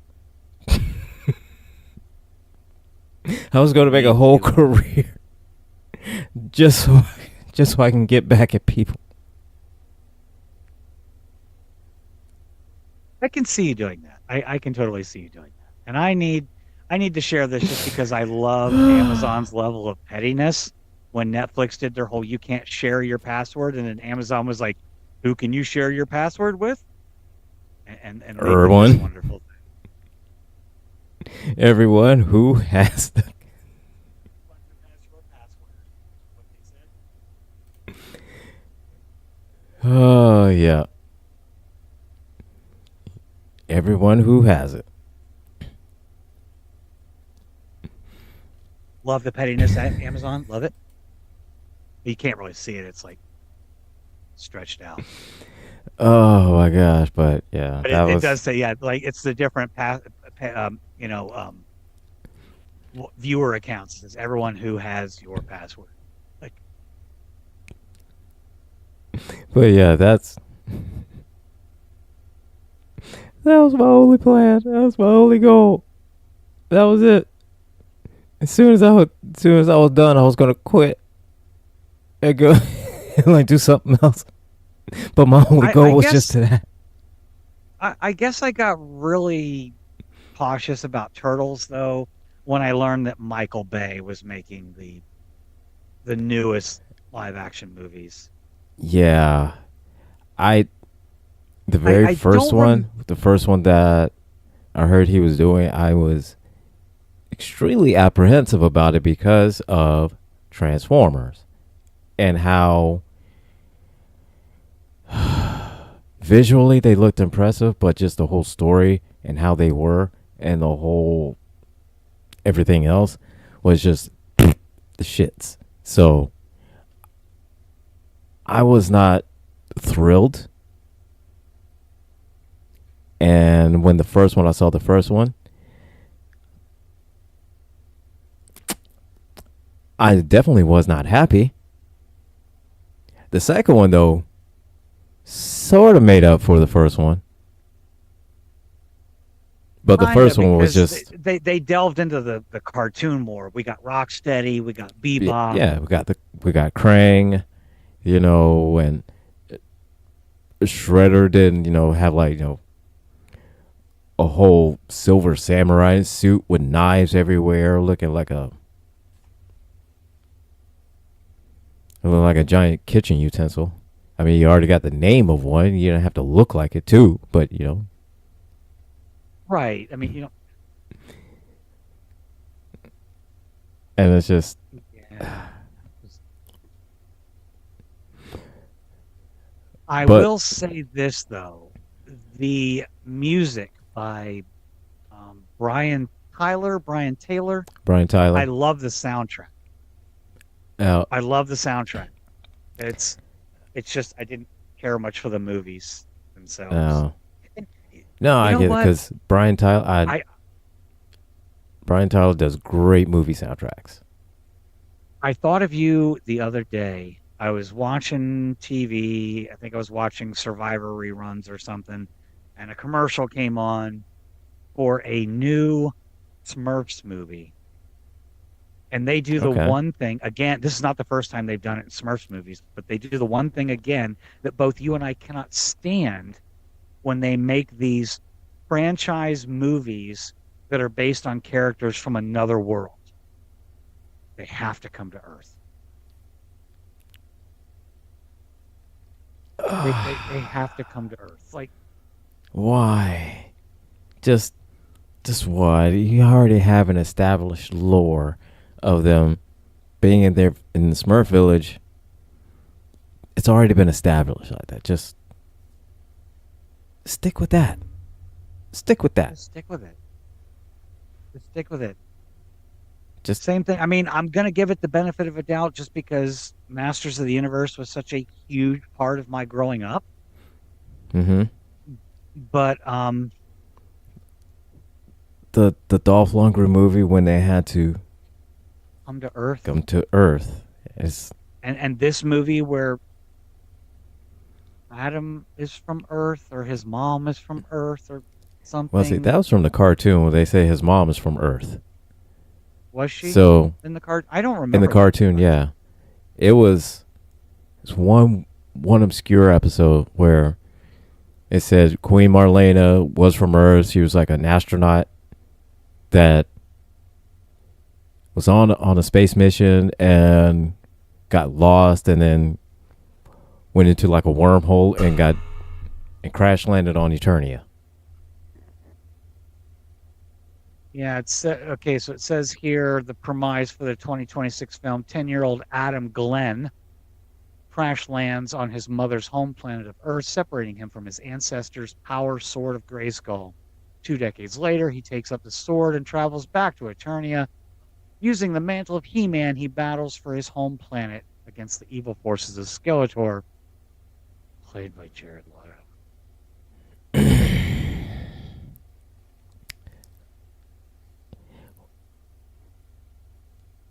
The entire Okay, established history. that was our moment of silence for the role of Skeletor.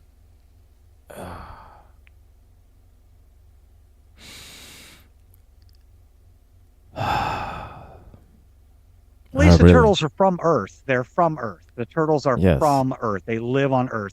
They've never been anywhere else. In fact, we brought in aliens from other places like Krang. The Krang. Yes. Okay. And I don't know about you, but one of my favorite pastimes, especially in high school, me, my best friend at the time, his cousin, and well, me and two of my best friends, and then his cousin, who was kind of a friend. He's dead now. Um, we would go every week to the arcade. That was kind of our once you got past the roller Mm-hmm. rink phase and you Arcade. graduated to the mall phase, you go to the arcade and Mm-hmm. play that 4-player Teenage Mutant Ninja Turtle game. Mm-hmm. Yep. And we would spend every quarter we had and we would get all the way to the end every time. And that game was so fun. There are very few. I've always thought, like, if I ever was wealthy and I could get arcade cabinets to have in my Mm-hmm. home, Oh yeah. that's probably the first one I bought.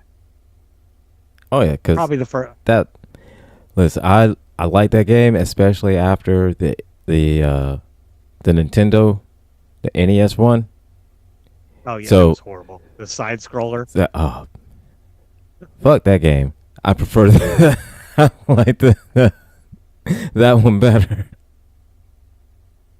because God. it was just a lot Speaking more of fun. It was a lot more fun. spe- speaking of Nintendo side scroller games, I didn't hate this one, but everybody who played X-Men on the original Nintendo, you all fucking walked back to the back of the screen with Wolverine and waited 3 hours for him to heal before you kept going.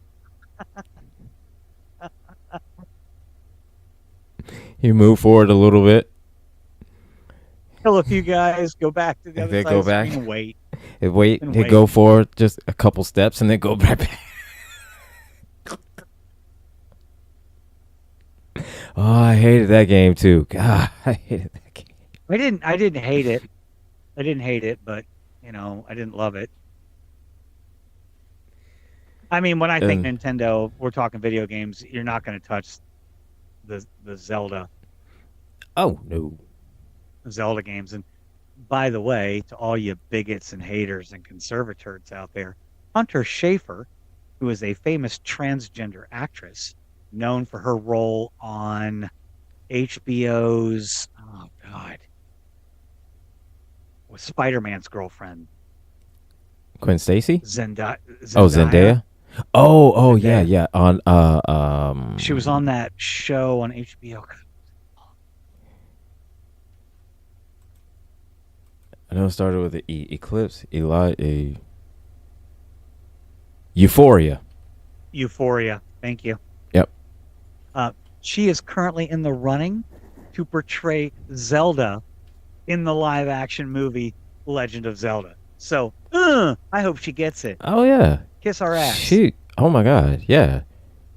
And Because she's she's very perfect. elven, She's perfect for very it. elvish looking. Yeah, Yeah, very elvish looking. So, she'd be perfect for that. Oh hell girl, yeah. go get it. Go get it. Oh Go hell get yeah. it. And Give Link the what for? but Give Link your I just link. now I hope they get the right person for Link. I hope they do, because otherwise I'm gonna be pissed. Not like the animated series where he's just this bumbling idiot. Oh my God. Ah. I used to wait all week long during the Mario Brothers Power Hour. Mm-hmm. So I can see Legend On of Zelda. Fridays, Yeah. you get that 15-minute episode of Zelda, and oh my God, it was terrible. And it Yeah. came out on Amazon, and I'm like, oh sweet! I remember waiting for this all week to watch it, and I'm like, I'm gonna watch it.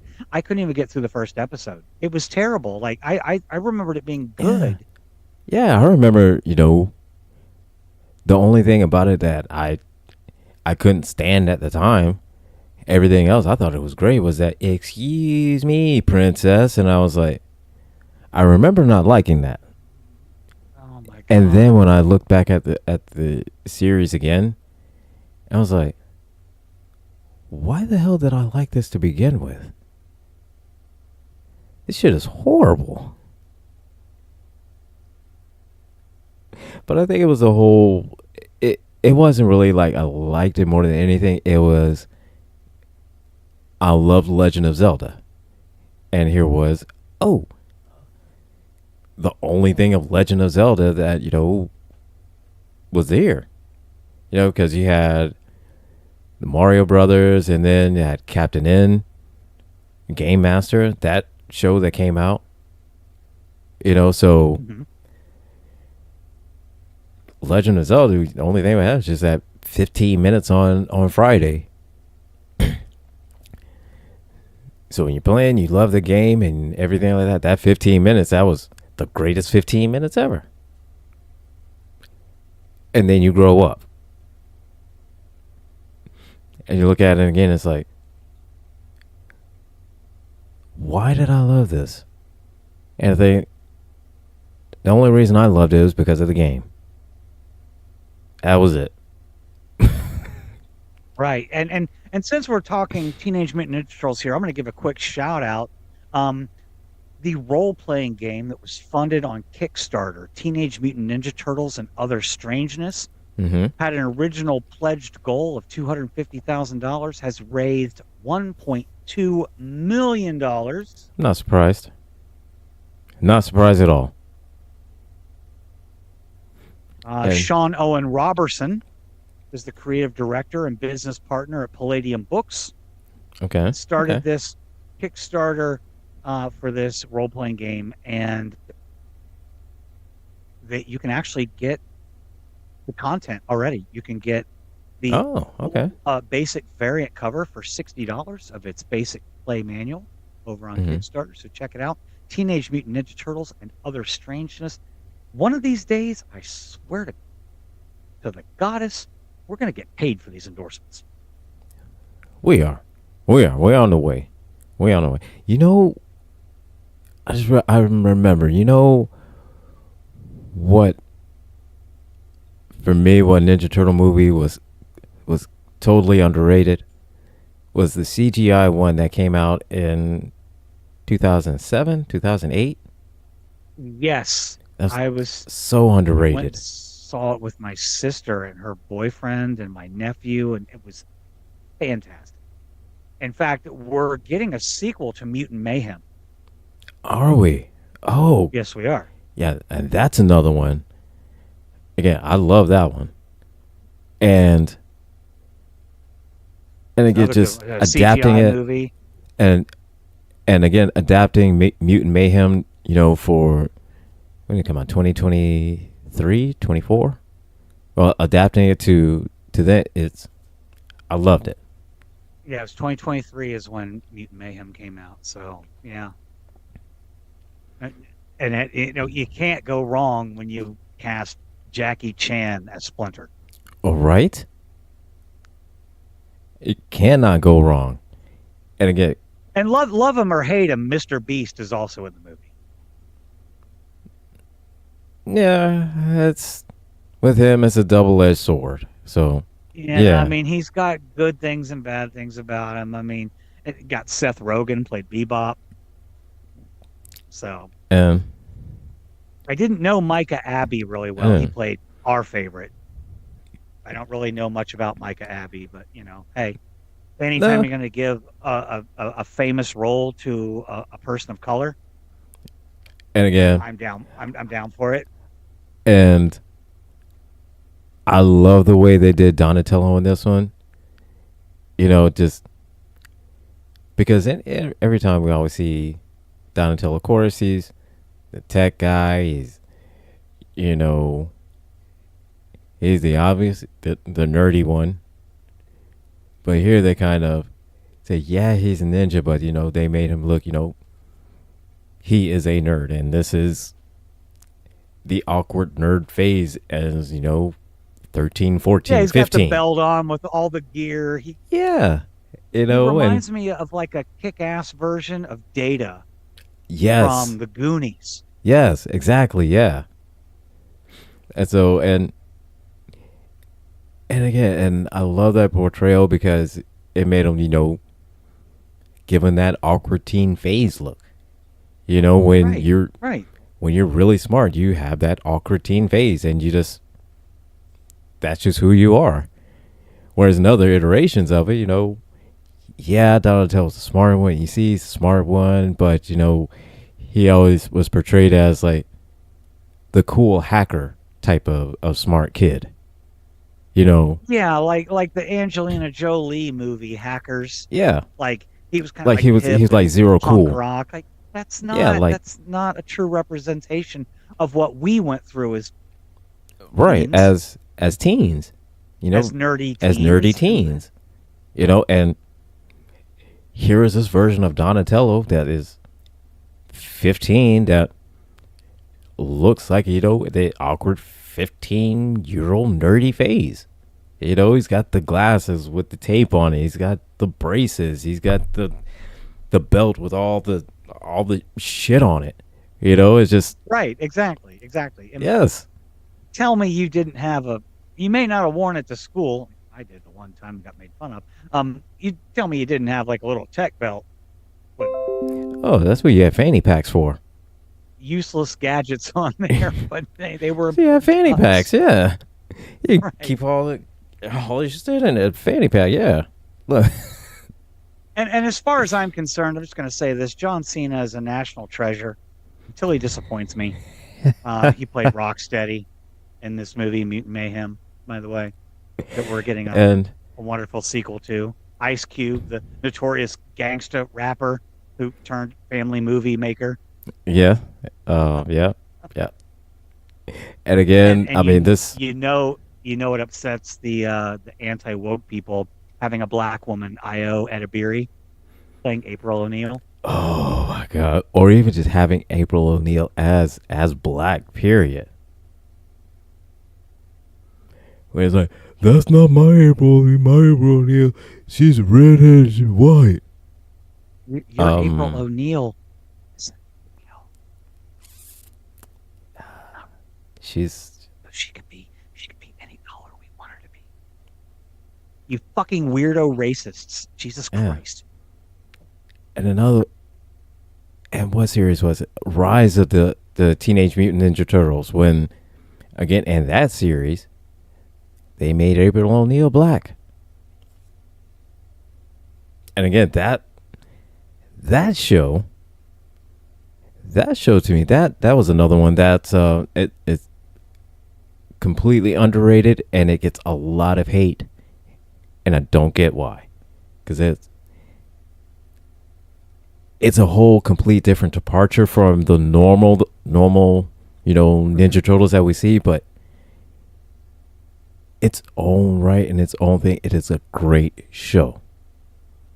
It's a great show. The whole cast, the voice cast, except for Leonardo, who is played by a Jewish man. The whole cast they're all black. It's like, yeah, except for Leonardo because they played by a Jewish guy. And the thing is that fits who they are.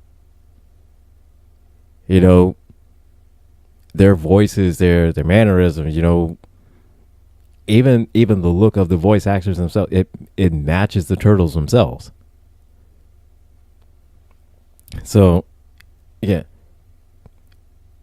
great series. Definitely need to watch if anybody's never seen it.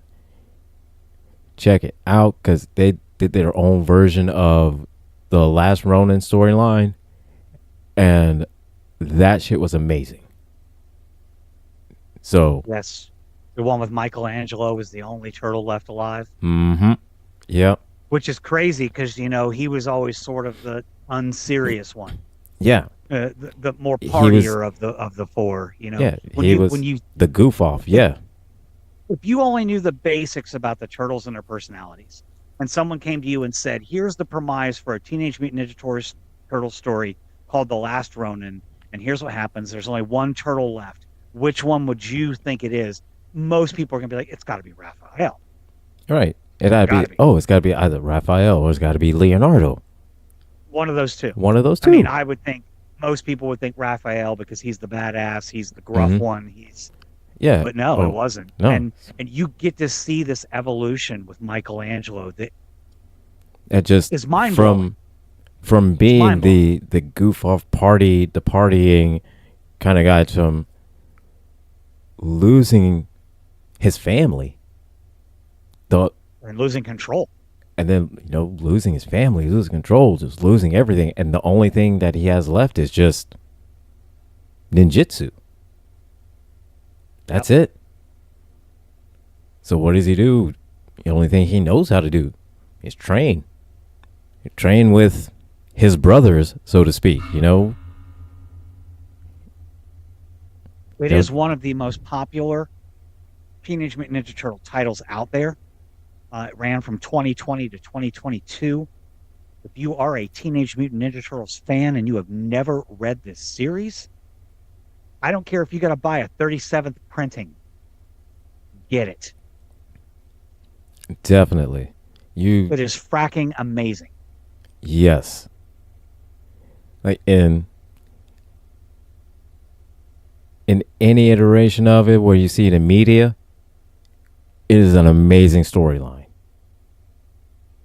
And if you're a gamer, there is a game version in development for PS5 and Xbox.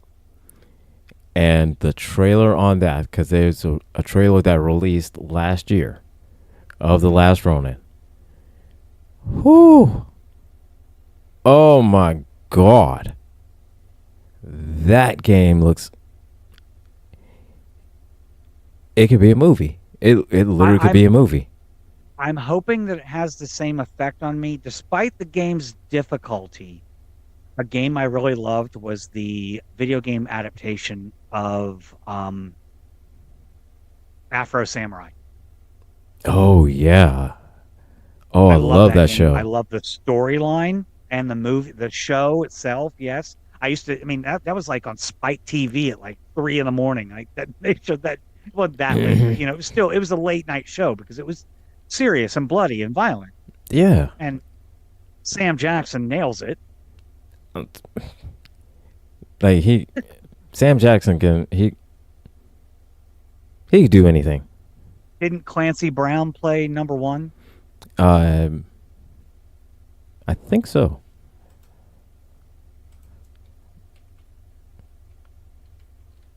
I think so too. I'm just going to double check here. But I mean, the video game was stupid hard.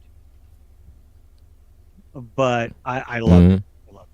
No, Ron Perlman was Justice. I knew it was one of those guys. Okay, all right. It was Ron Perlman. Yeah. And I love Afro Samurai. That was a great show. I love Kelly Hughes so much. My God. God. I couldn't even pay attention during the Scorpion King. I was just like, oh.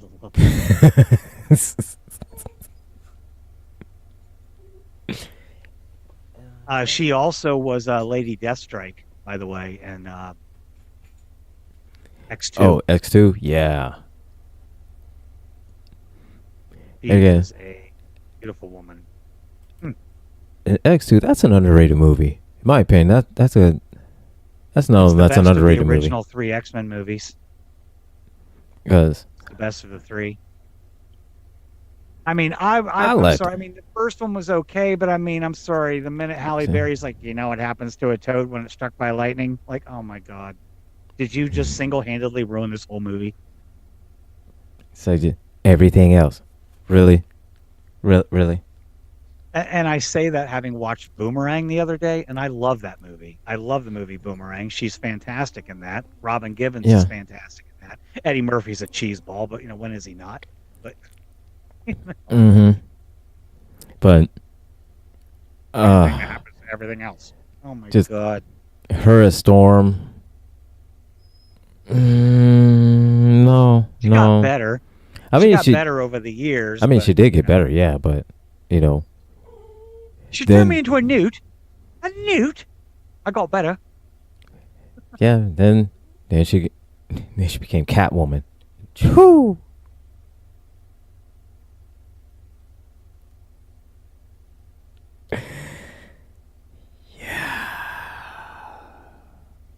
I would just like to take this moment to say to both Michelle Pfeiffer and Zoe Kravitz, thank you. Even Anne Hathaway. Eartha Kitt, who was also in Boomerang, by the way. That's Marcus. Not wearing any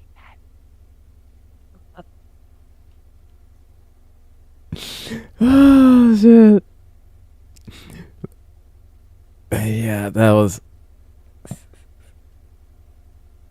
a great movie.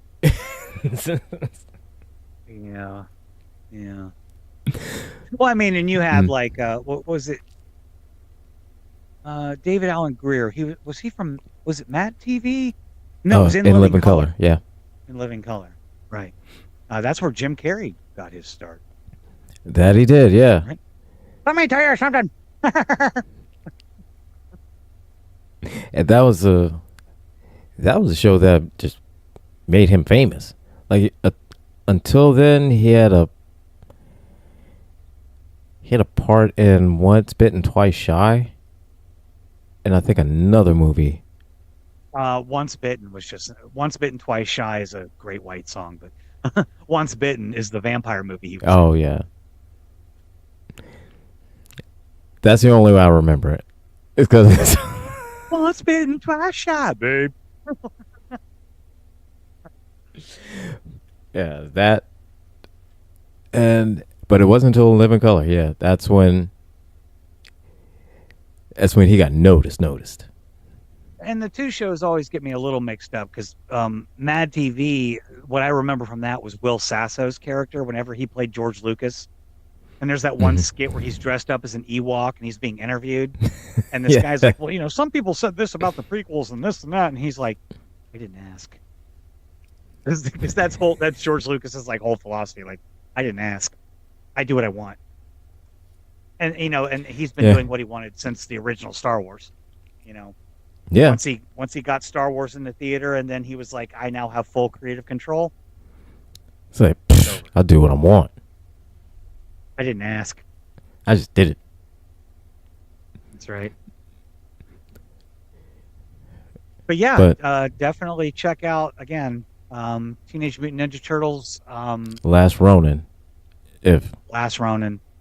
And let's hope the video game is good. We both want to check that out. I'm going to have to go look on Steam now. Because, I mean, the game looks amazing. I mean, from the trailer, it looks amazing. I don't know if you've noticed, but like I've been on Steam a lot recently. Guess what I downloaded first and started playing? Red Dead Redemption 2. That's what I've been playing on Steam. Of course. Red Dead, yeah. I need to venture out from my three main franchises, which includes Mass Effect, Red Dead Redemption, and the Arkham series of games. Like I need to do something I different. need to branch out just from Skyrim and Grand Theft Auto.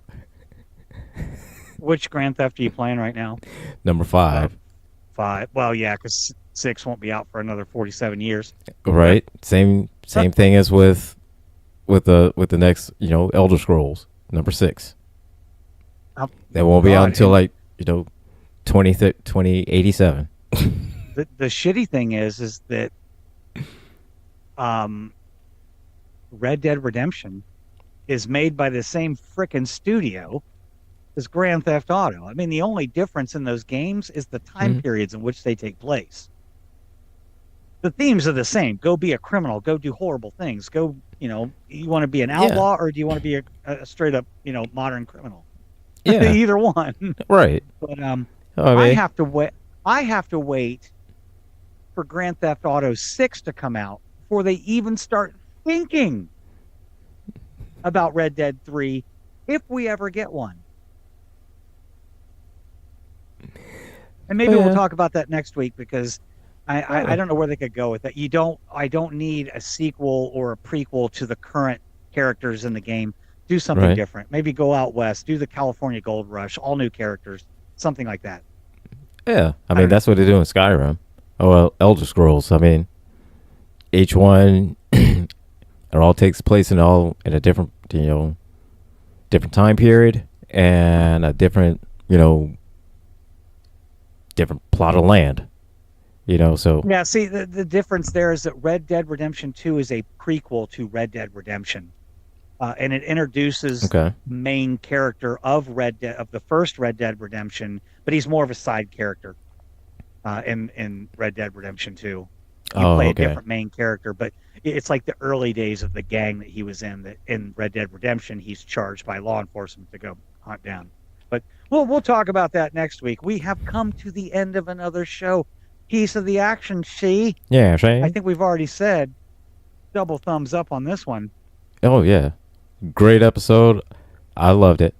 You know, it's a great Full Vulcan episode. salute. It's a great episode and a bad episode at the same time. So Yes. you get kind of one of these. It's a yin yang. Look at that. Puts together like There you Legos. go. That's that episode in a nutshell, Shay. So, The episode in a nutshell, see? but again, great episode. I loved it, and we will be back next week to talk more Trek. What are we doing next week? Which one are we doing next week? Next week is the immunity syndrome. The immunity. Oh, A giant space amoeba yeah, eats the yeah. universe. And And it gets pretty serious again. There's some yeah, death in this one. we can do that. Yeah.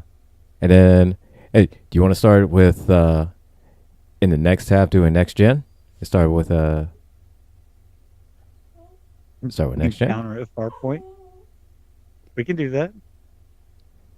So that way, Get the first two seasons out of the way as fast as possible. right? I mean, Oh, there you have it, folks. Yes, we're going to start doing multi-series, multi-episode reviews starting next week.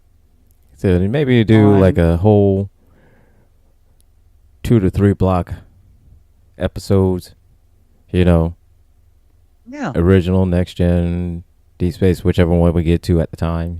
So let's just start jumping into it. We'll get there. So join us again on June 8th of 2025, the year of our Lord, our Lord, the mighty Elmo, our Lord and Savior, our Lord, the giant spaghetti monster, giant spaghetti monster, or the space amoeba. or the space amoeba, or Elmo. Take your pick. Hey, take your pick. And we'll be So back to talk more nerd stuff, video games, cartoons, animated movies, Star Trek, most and foremost. a And little bit of everything. whatever We else, got it all for yous. We got it all for yous.